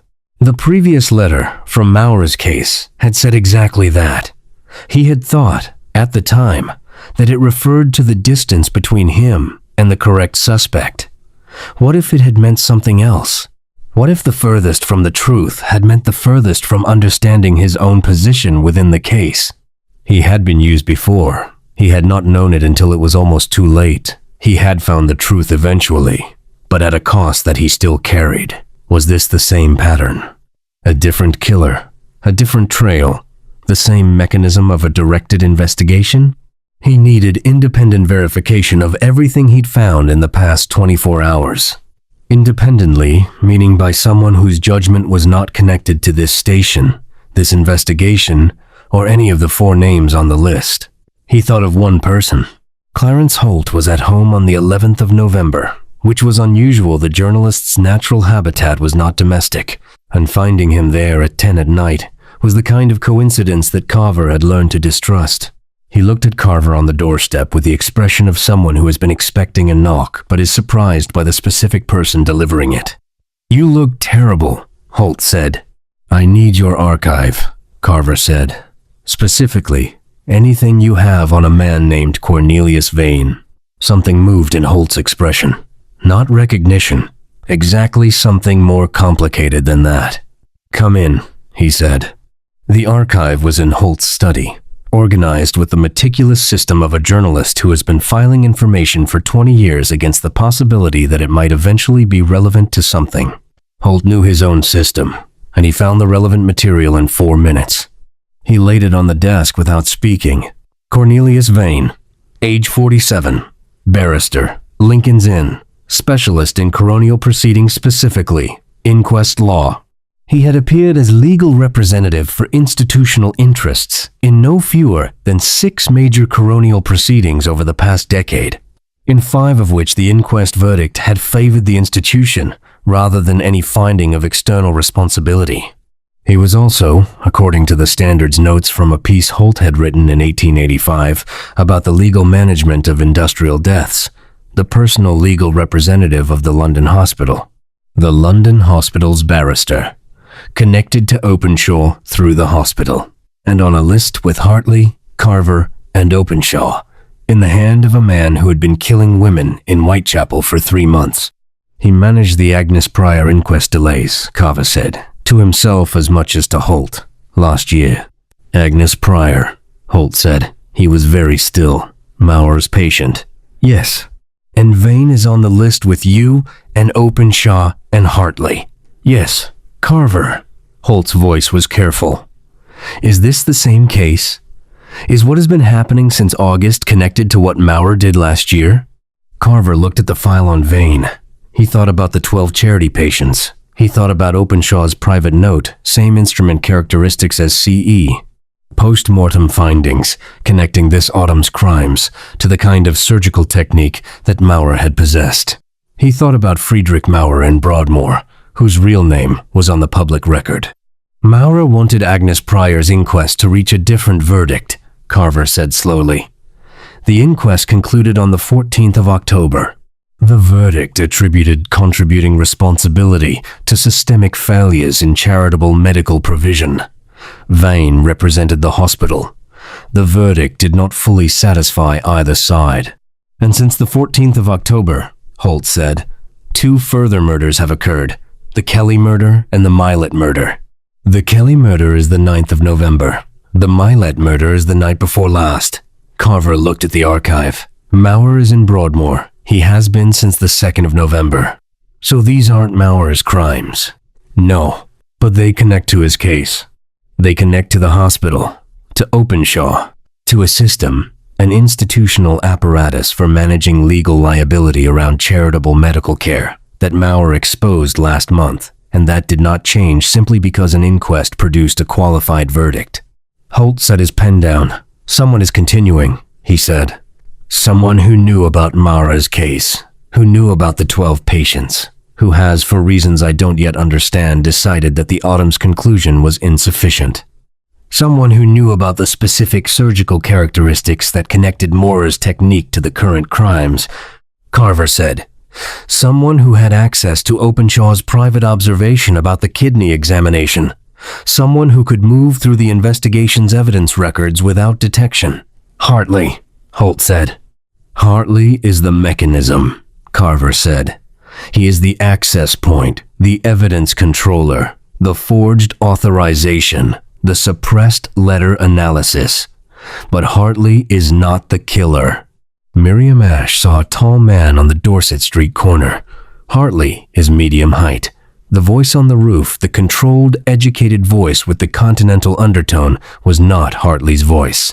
Then Holt stopped. He looked at the Vane file. Vane. I don't know yet, Carver said honestly. But Vane is on the list.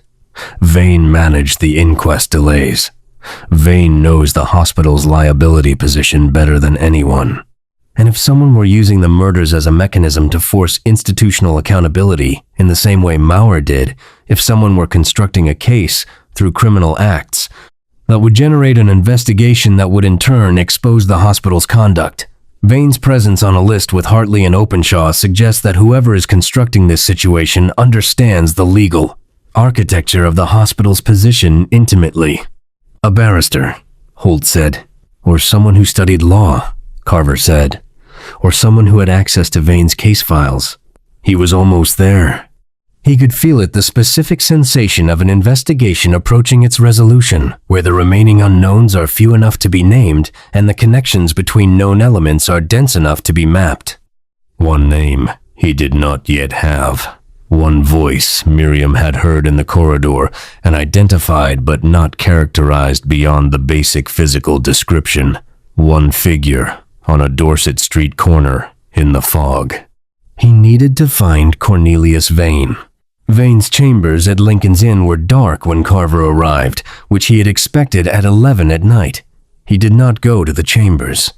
He went instead to the address listed in the Law Society's register, a house in Bloomsbury, respectable and unexceptional. The kind of address that a successful barrister maintains as a statement of professional stability. The housekeeper answered the door. Mr. Vane was not at home. He had not been home since the 9th of November. She had assumed he was at his country property in Essex. She had not been alarmed because his absences were not unusual, but she had now, she admitted, been home for 2 days without a message, and that was somewhat unusual for him. The 9th of November, the night of the Kelly murder. Vane had left his Bloomsbury address on the night Mary Jane Kelly was killed and had not been seen since. 4 names on a list.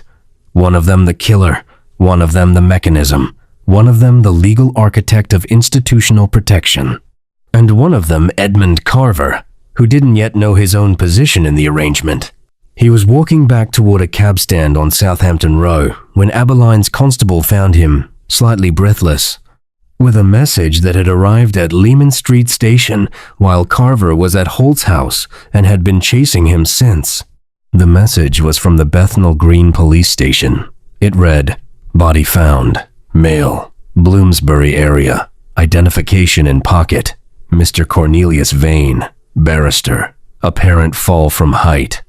Request Detective Inspector Carver attend immediately." Vane was not missing. Vane was dead, and the window from which he had apparently fallen was on the 3rd floor of 14 Finsbury Square, Edmund Hartley's address. End of Chapter 6. Chapter 7. The Fall. The scene at Finsbury Square was managed by a Bethnal Green sergeant named Cork, who had done the correct things in the correct order, and was visibly relieved to hand responsibility to a more senior officer. The body had been found at 9:30 by a cab driver who had seen something in the passage between number 14 and the adjacent building, and had, to his credit, immediately found the nearest constable rather than simply driving past.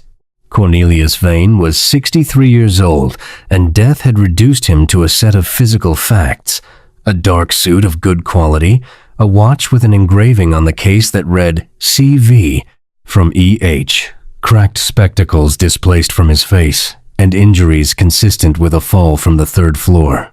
Cork had sent for a physician who had confirmed death and declined to speculate further.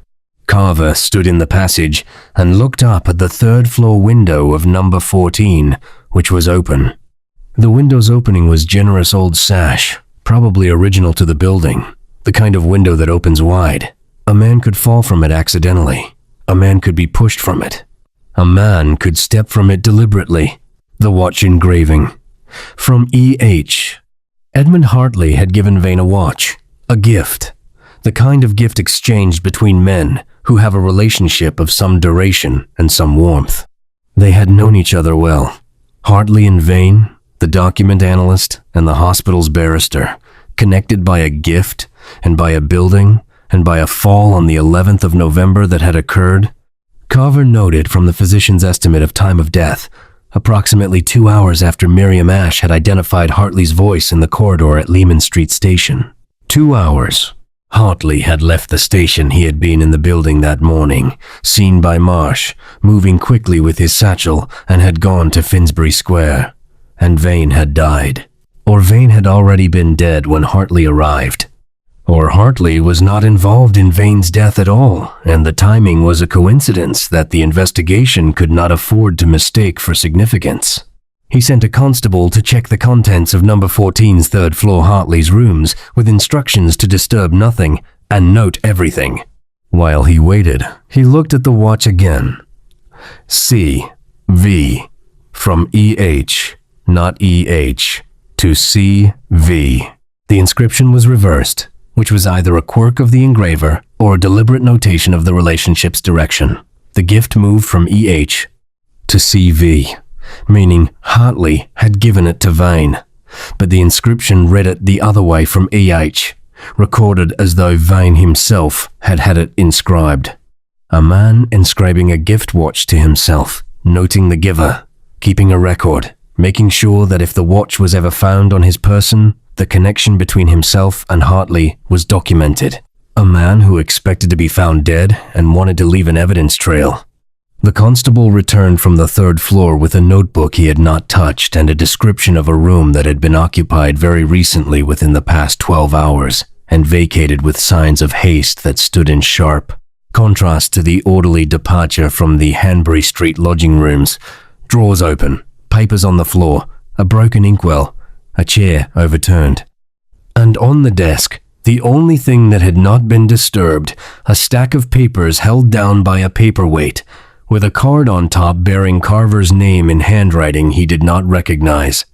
Below his name, an address in Stepney, and the single word, tonight. He went to Stepney with Abeline and 2 constables, which was fewer than he would have liked and more than he felt comfortable with, given that the address might be a location specifically chosen for its ambush potential, and given that the person who had chosen it had demonstrated throughout this investigation a capacity for anticipating and managing exactly the kind of response Carver was likely to produce.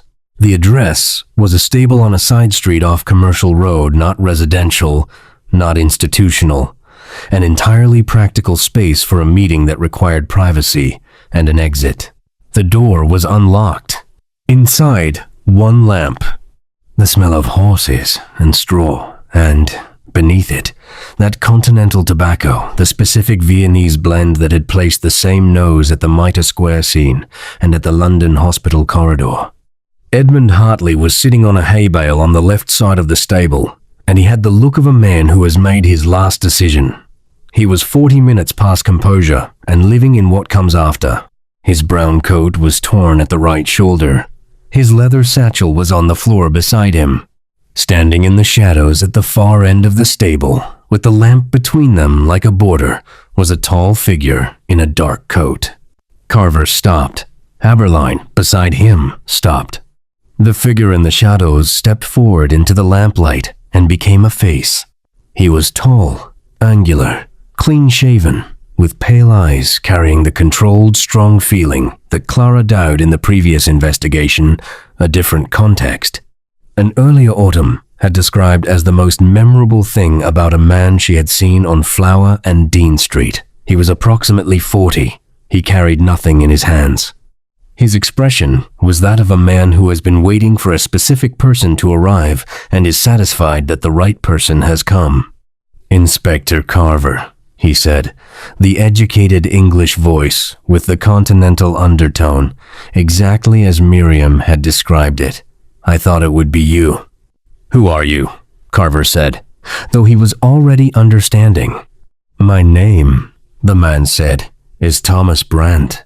I was Friedrich Maurer's student in Leipzig between 1878 and 1882.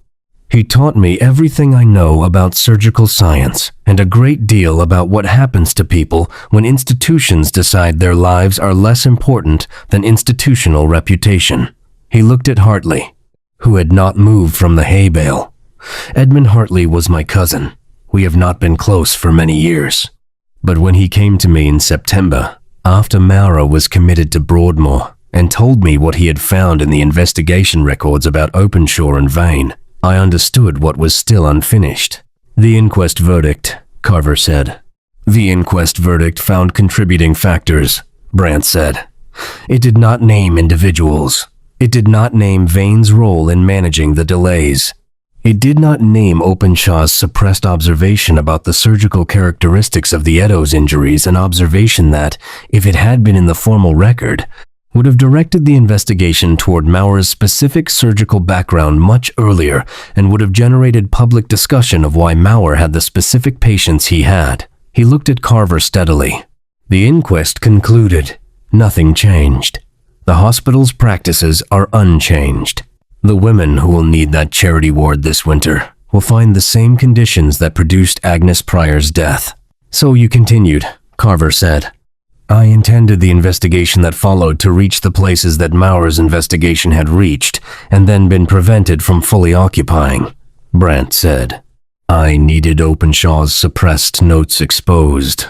I needed Hartley's unauthorized access exposed.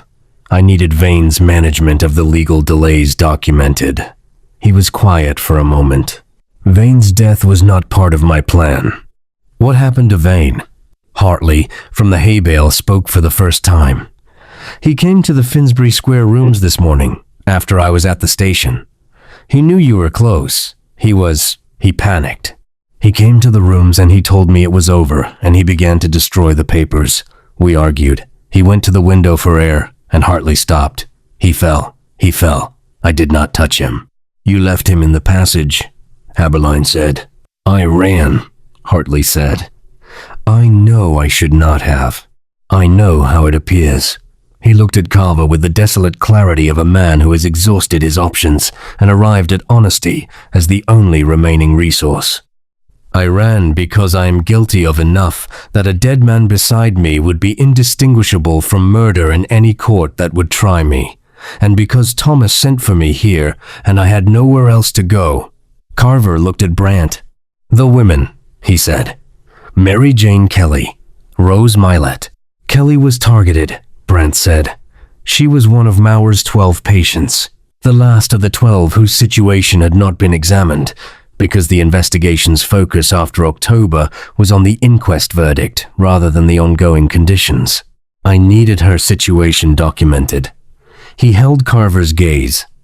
I am not going to claim that what I did was right.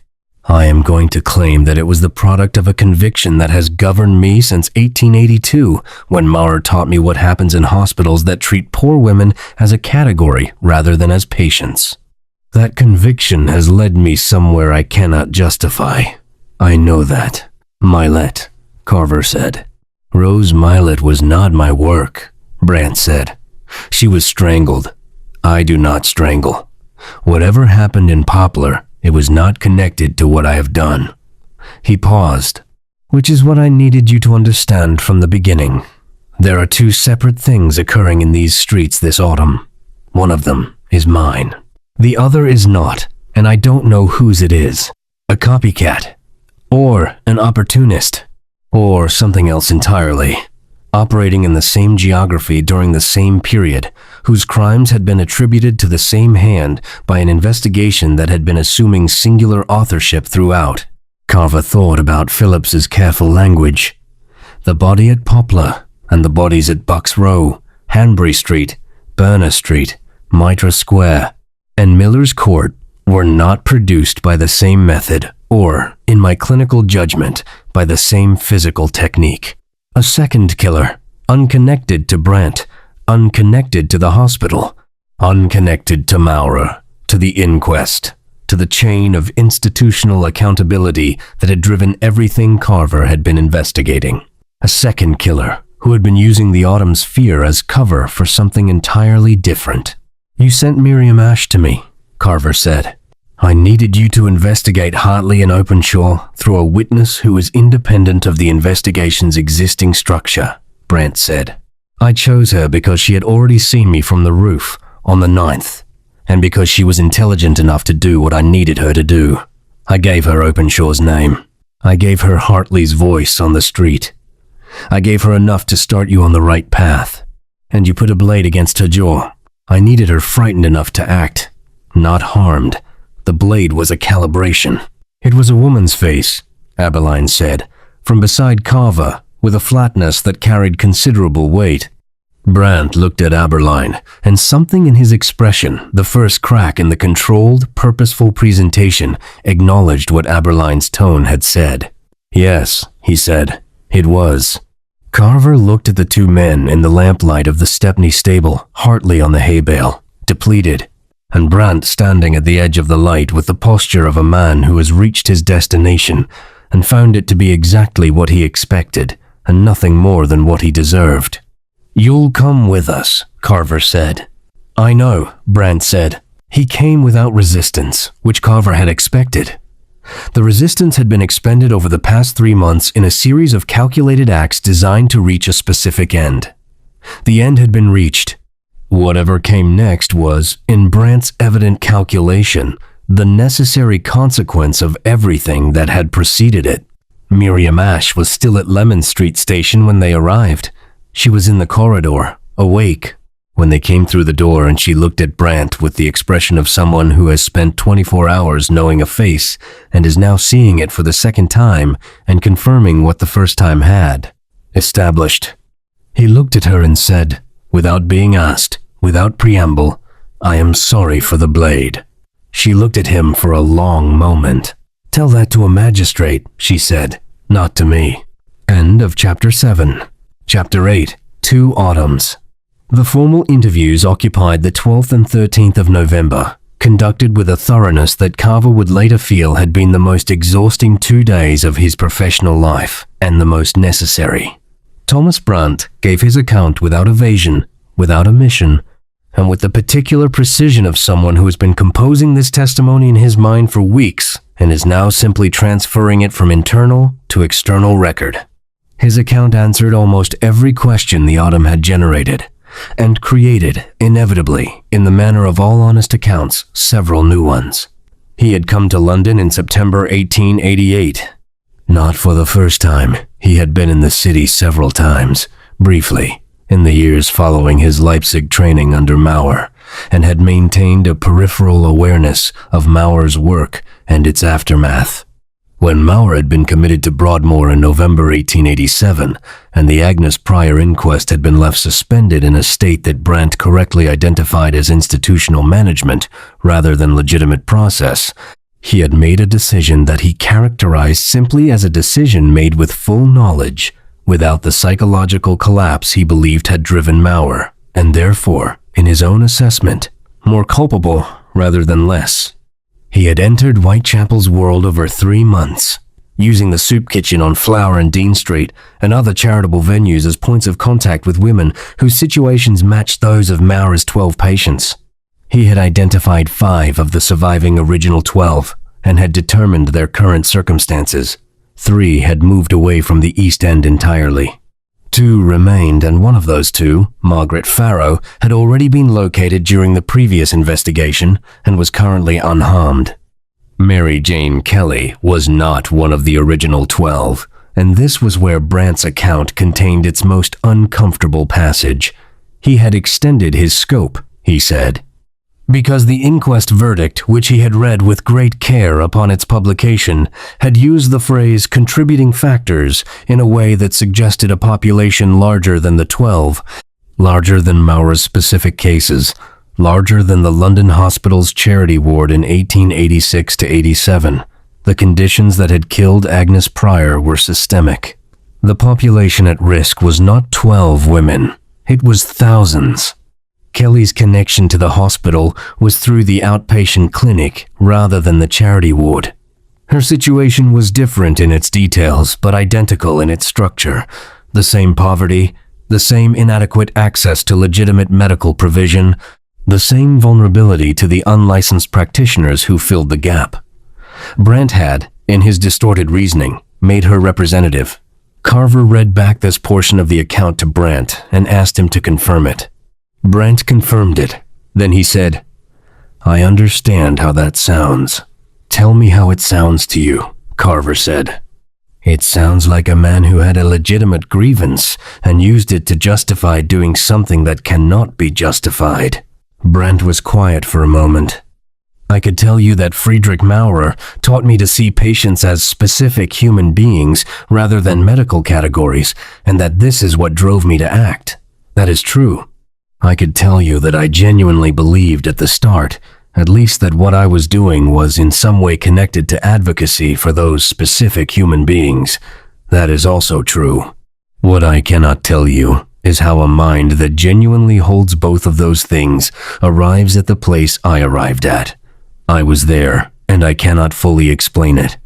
Carver wrote this down, not because it was significant to the legal case, which would not require psychological explanation, but because it was the most accurate thing he had heard in 2 months of an investigation characterized by people saying things they believed that turned out to be untrue, and untruth that turned out to contain fragments of something real.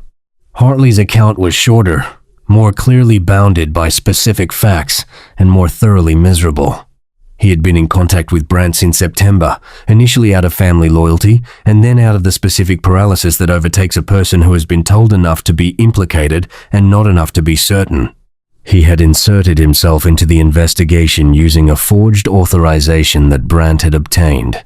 Carver did not ask how because he believed, initially, that he was there to protect Brandt from discovery. What he had actually done was suppress the From Hell letter's significance, manage the kidney examination's public aftermath, and provide Brandt with regular intelligence about how close the investigation was to what. He had not known about Vane's full role until October, had not known about the hospital's legal management of the Agnes Pryor inquest and its specifics, and when he had discovered it, he had made the choice to connect Brandt with that information rather than go to the police. "Why?" Carver asked. "Because Brandt was my cousin," Hartley said. "And because Vane and Openshaw were what they were. And because by October I had done enough that going to the police required me to go to them as someone who had already committed several offenses within the investigation itself." He looked at his hands. "There is no good moment to confess to people you have been actively deceiving. The delay compounds itself." Openshaw's interview, conducted at the London hospital in the presence of the hospital's acting solicitor Vane being unavailable permanently, was the most uncomfortable of the three. Openshaw was a man whose professional self-conception had been comprehensively altered by the events of the past 6 weeks. And the alteration had taken the form of a retreat into technical language so careful and so qualified that extracting anything direct from him required considerable patience. He confirmed the private correspondence with Phillips. He confirmed the meeting with Hartley. He acknowledged the visit to Finsbury Square on the 7th of November, which he characterized as a meeting to discuss whether the investigation's direction posed a risk to the hospital's position language so candid in its institutional self-interest that Carver actually paused his pen for a moment. "You attended a meeting to assess the risk the murder investigation posed to the hospital," Carver said, "while the murder investigation was ongoing. In my capacity as a hospital representative, while women were being killed in Whitechapel and the investigation was attempting to determine who was responsible, Inspector, the acting solicitor intervened. I want it in the record," Carver said. "Exactly as stated. It went in the record." On the 14th of November, Carver wrote the summary report.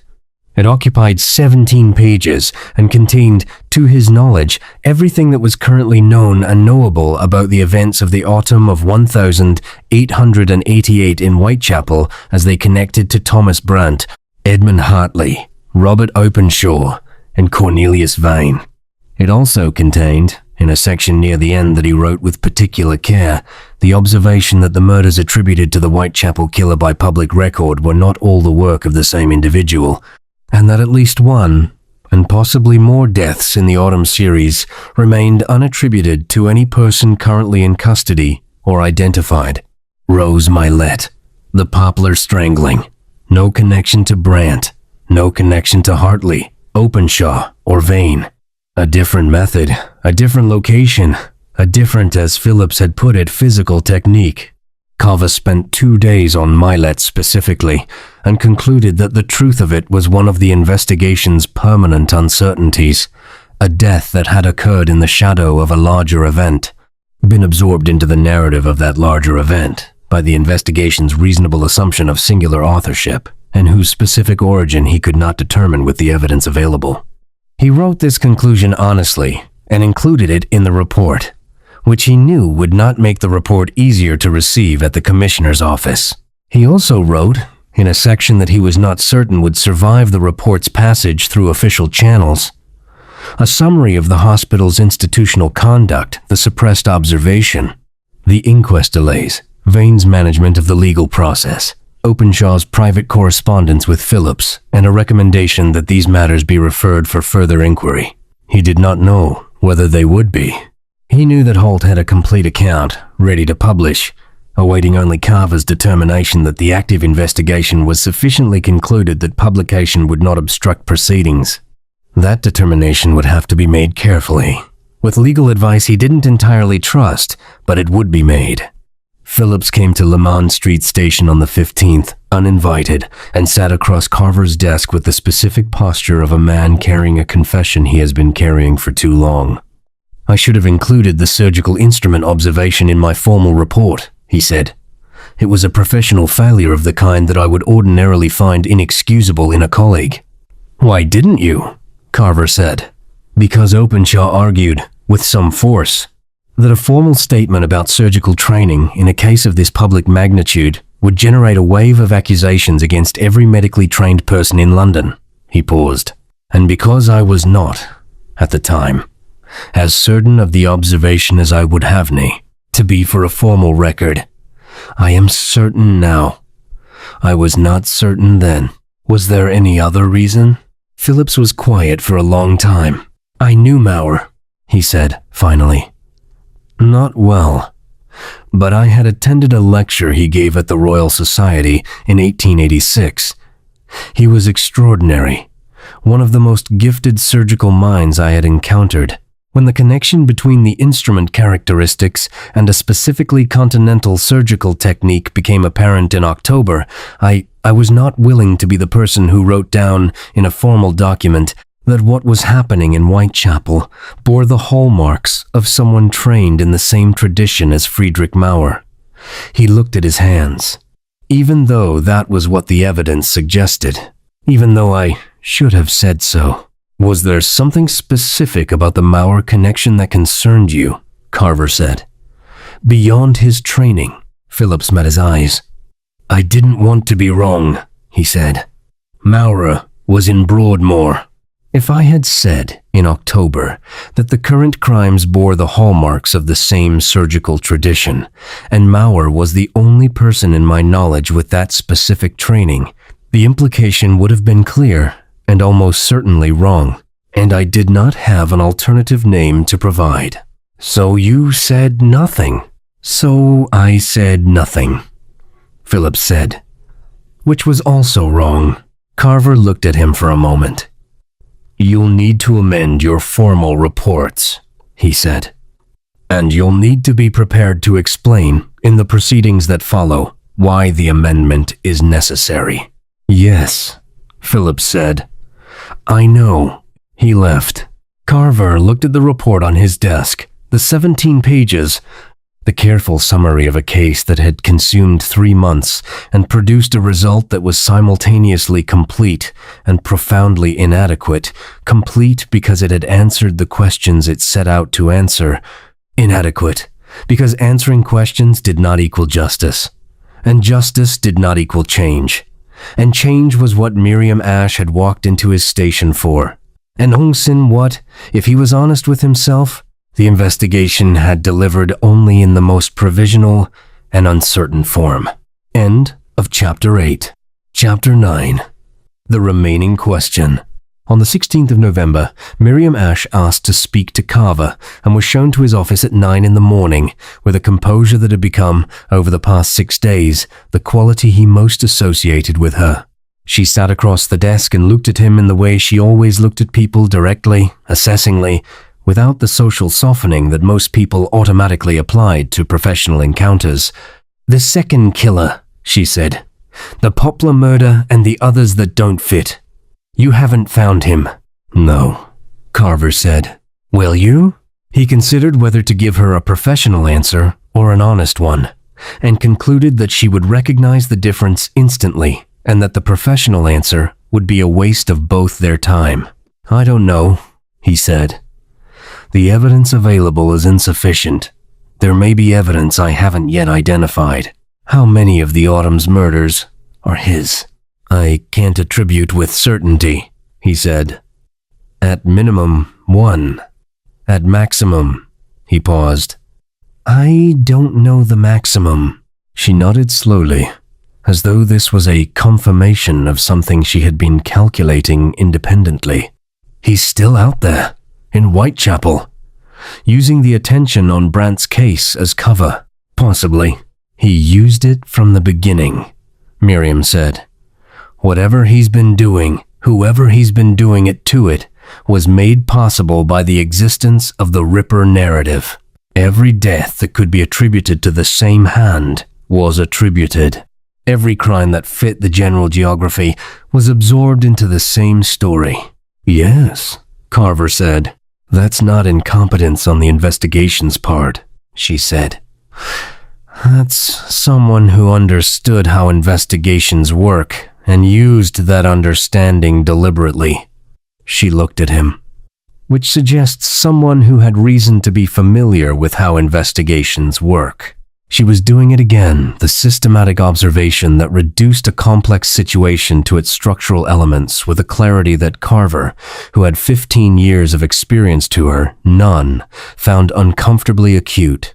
"Where will you go?" he asked. "After this."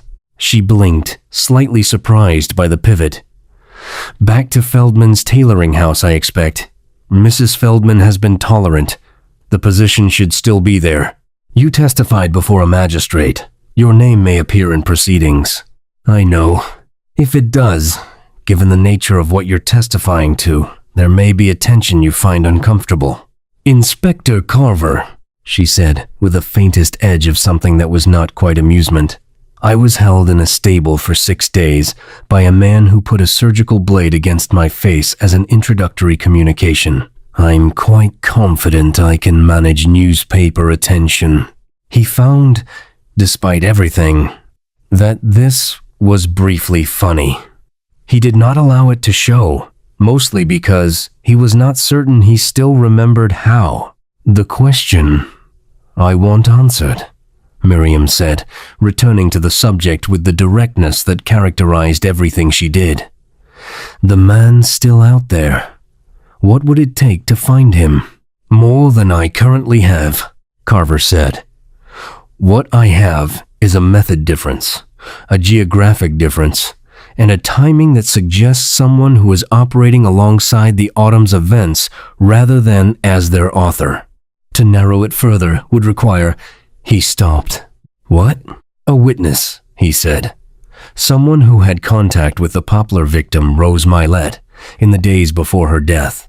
Someone whose account didn't fit the general pattern and therefore wasn't pursued with sufficient attention." He looked at the desk.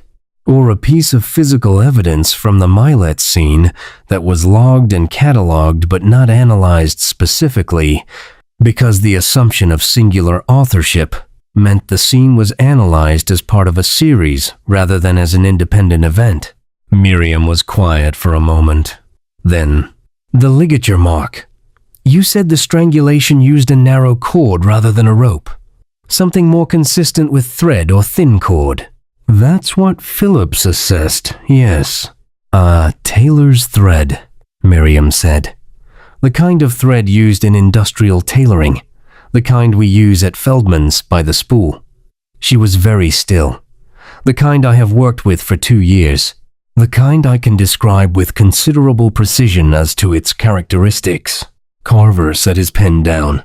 "There was a man," Miriam said slowly, "who came to Feldman's in October. Looking for work," he said. "We had no position for him. He stayed for, perhaps, 20 minutes, speaking to the workers, looking at the equipment." She looked at Carver. "I don't know if it's relevant. I don't know if I'm constructing a connection because I want there to be one, but the thread, we used the specific industrial thread. He handled a spool of it while he was there. I remember because he seemed more interested in the thread than in the position." "Describe him," Carver said. She described him. He was not tall. He was not well dressed. He had no continental accent. He was nothing like Thomas Brandt or Hartley or Openshaw or anyone else the investigation had produced. He was an ordinary-looking man who had spent 20 minutes in a tailoring house in late October handling a spool of industrial thread and had left without taking a position that was not available in any case. He could be anyone. He could be the second person in the autumn of 1888 who had decided, for reasons that had nothing to do with Friedrich Maurer or Agnes Pryor or the institutional failures of London's charitable medical system, that the shadow of a legend was adequate cover for something he wanted to do and did not want attributed to himself. Carver wrote everything Miriam said and underlined the thread and made a note that this line of inquiry was open and unresolved and would require resources beyond what the current investigation's formal conclusion would provide. It was, he suspected, a note that would be read by his successor on the next occasion that Whitechapel provided a reason to reopen the files. He hoped the successor was good. The proceedings against Thomas Brandt and Edmund Hartley began in late November. Brandt was charged with murder and made no attempt to contest the charges, though his legal representative entered detailed pleas in mitigation that occupied 2 days and drew considerable public attention. Hartley was charged with perverting the course of justice and with evidence tampering, both of which he admitted in terms that his own solicitor found comprehensively unhelpful to his case. Openshaw faced an internal medical inquiry and a formal complaint to the General Medical Council regarding the suppression of the surgical instrument observation. These proceedings were slower and less public and produced, as such proceedings tend to produce, an outcome that satisfied no one entirely and was accepted by most parties as the best available version of accountability that institutional processes could deliver. Vane's death was ruled accidental. This conclusion was reached in a coroner's inquest that Carver attended and observed, and found, with some resignation, to be the correct conclusion on the available evidence, and an unsatisfying one in the context of everything he knew about Vane's conduct. The Agnes Pryor inquest verdict was not reopened. What had been established in October remained established. What had not been established remained unestablished, and the recommendation in Carver's formal report about referring the hospital's institutional conduct for further inquiry was noted, acknowledged, and placed in the category of matters requiring further consideration. 3 months later, the London Hospital's charitable ward introduced a new admissions protocol for women requiring the specific category of care that had connected Agnes Pryor and Maurer's 12 patients. The protocol was presented internally as a clinical improvement. No public acknowledgement was made of the connection between the protocol and the autumn's events. Holt published his account on the 22nd of November. It was the most read piece in the Standard's history to that date, and it generated exactly the kind of public discussion that Brandt had intended to generate, and that neither Vane nor Openshaw had wanted to see generated. Whether the discussion produced lasting change was a question that the Standard's editorial column addressed on the 29th with characteristic ambiguity. Sometimes what the public demands and what the public achieves are different quantities, separated by the machinery of institutions whose appetite for self-preservation outlasts any given season of public attention. Carver read the editorial and found it accurate, and did not find accuracy comforting. Miriam Ashe returned to Feldman's tailoring house on the 18th of November, as she had said she would.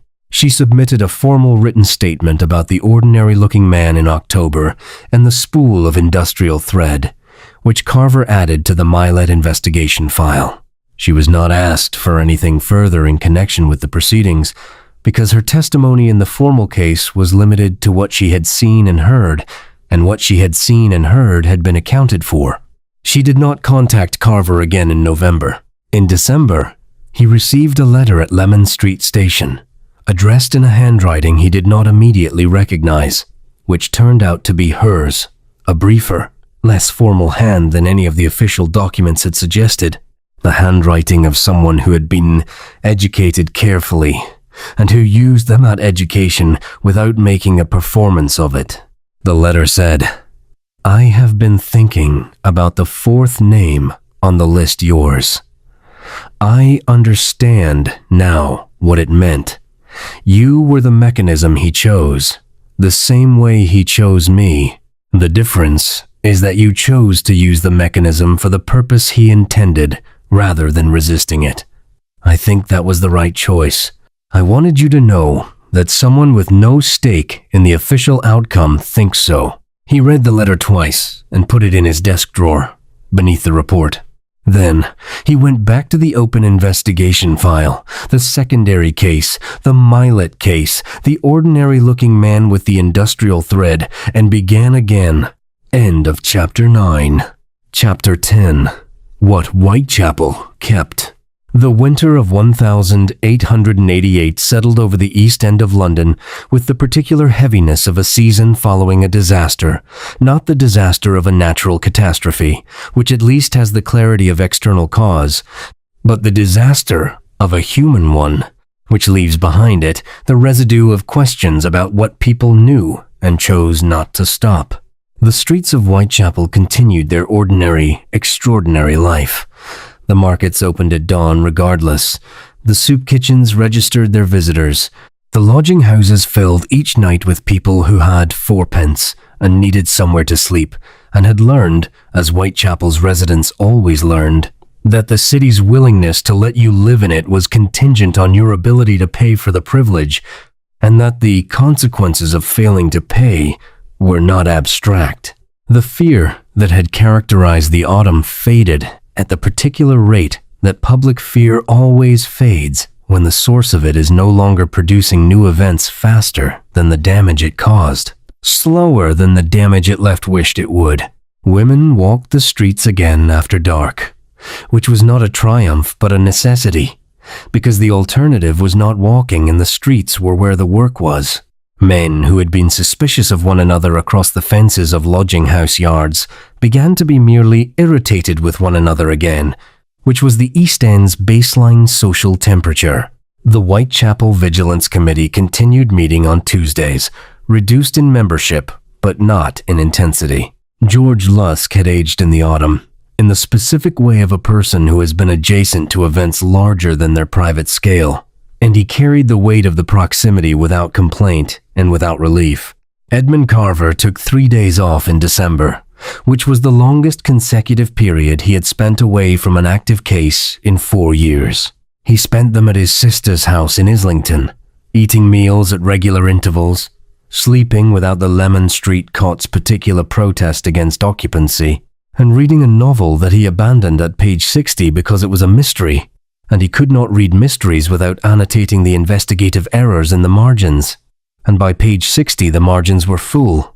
He returned on the 4th day and found the secondary investigation file exactly where he had left it, augmented by one new piece of information that a constable had obtained through a canvass of Poplar lodging houses, the recollection of a landlord who had seen, on the night of Rose Milet's death, a man he did not recognize leaving the passage adjacent to the discovery site, carrying something he could not describe more precisely than something wrapped. It was not enough. It remained not enough throughout December and into 1889. The Milet case was never formally resolved during Carver's tenure at Leman Street, which ended in March 1889 when he was transferred to the central office at Scotland Yard, a transfer that had the character of a promotion and the sensation of a displacement, as all transfers of this kind tend to feel when the place being left is one where the work was unfinished. He carried the file with him. Thomas Brandt was convicted on the 4th of December and sentenced on the 17th. The sentence was life imprisonment, commuted on medical grounds within the following year, a commutation that was based on a psychiatric assessment arguing diminished responsibility, and that produced considerable public discussion about the appropriate response to crimes committed by individuals whose motivations, while not exculpatory, were not those of ordinary criminality. The discussion was inconclusive, as such discussions tend to be. Brandt was not Maurer. He had not suffered the psychological collapse that had driven Maurer across whatever threshold separated a distorted crusade from something the law recognized as insanity. He had known what he was doing. In the fullest legal sense, he had done it anyway, and had been sufficiently honest about why that the public found itself unable to reach the simple outrage that uncomplicated cases permit. He was sent to Portland Prison, where he continued practicing medicine in the prison's medical ward, because there was a shortage of medical staff and he was the most qualified person available, and because the pragmatics of institutional need sometimes produce ironies that no one involved is comfortable with, but all parties accept. He wrote one letter that was publicly known to the General Medical Council in January 1889, formally requesting that the Agnes Pryor case be incorporated into the Council's guidance on charitable medical practice. The Council acknowledged receipt. Friedrich Maurer, in Broadmoor, was informed of the autumn's events by the institution's medical officer. In February 1889, it was deemed necessary. Given that Brandt had invoked Maurer's teaching at trial, and the trial had received considerable press coverage, Maurer was reported, by the medical officer's account, to have received the information without visible response, to have sat with it for several minutes, and then to have said, "I did not intend that." Whether he was speaking about Brandt's actions, or something more general, the whole sequence of events, the autumn, the deaths, the ongoing inadequacy of what his own actions had produced in terms of actual change, was not recorded. The medical officer noted it and moved on to the next item. Maurer continued his medical papers. The compass roses continued to appear in the margins. Whether they still served as signatures, or had by this point become simply habit, the persistent gesture of a man who had once used them to mark a trail and had never stopped making them, even after the trail led somewhere he had not intended, no one at Broadmoor thought to ask. Miriam Ashe remained at Feldman's tailoring house through 1889. In the spring, she was offered, through circumstances that she did not publicize and that involved Holt's recommendation and a contact at the Standard's editorial office, a position as a contributing correspondent on matters related to conditions in the East End. She accepted it and continued working at the tailoring house simultaneously, because the correspondent position did not initially pay enough to be a sole occupation, and because she was not the kind of person who waited for sufficient certainty before beginning a thing she had decided to do. Her first piece appeared in April 1889. It was about the soup kitchen on Flower and Dean Street, and the register it had kept since July 1888, and the information that register contained about the patterns of need and provision in Whitechapel that no one had previously analyzed, because no one had thought to ask a soup kitchen for its data. It was a precise, unsentimental piece, written in the voice of someone who had spent 2 years making clothing in the East End and understood the difference between writing about poverty from the outside and writing about it from within the geography it occupied. It did not mention the autumn. It did not mention Thomas Brandt or Edmund Hartley or Agnes Pryor or the London Hospital's charity ward. It was about food and records and what the systematic documentation of need could tell a city about itself if the city was paying attention.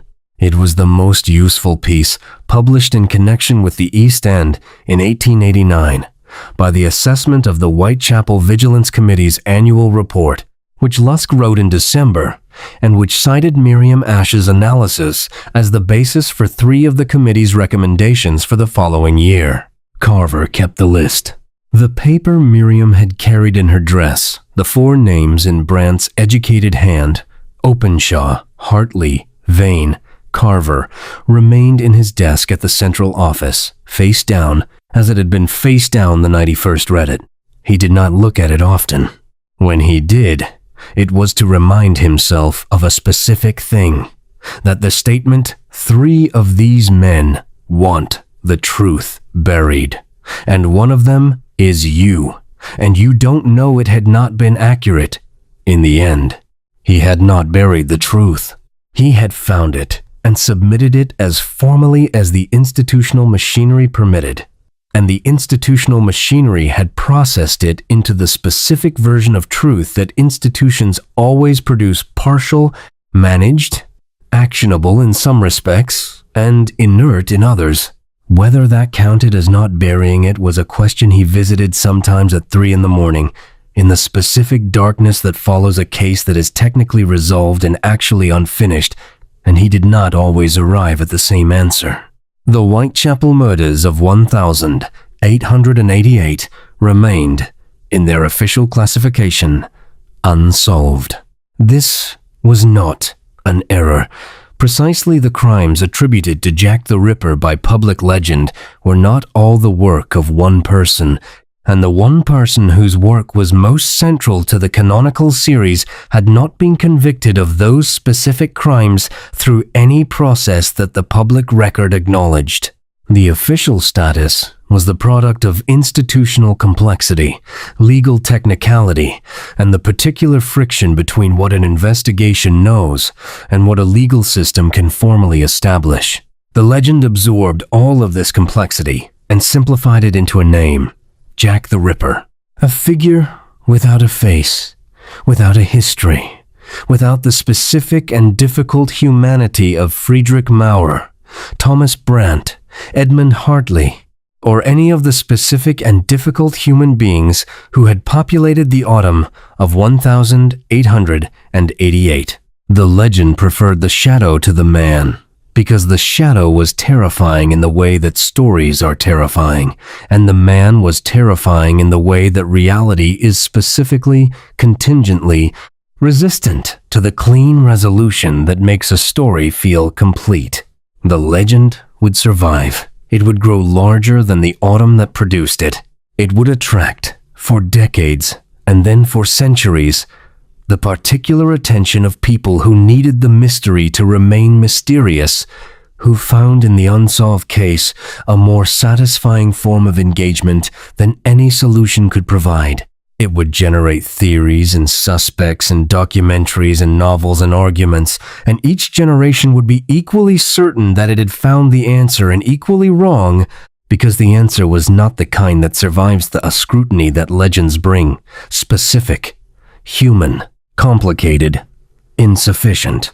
And in the fog and gas lamp, amber of Whitechapel and the soup kitchen records and the inquest files and the charity ward admissions, ledgers that no one read because they were too full of ordinary truth to be interesting, that autumn continued to exist as it had existed, as a season of genuine events, genuinely terrible, genuinely connected to the specific conditions of a specific city in a specific year, produced by specific human beings whose full humanity was the most frightening and the most important thing about them.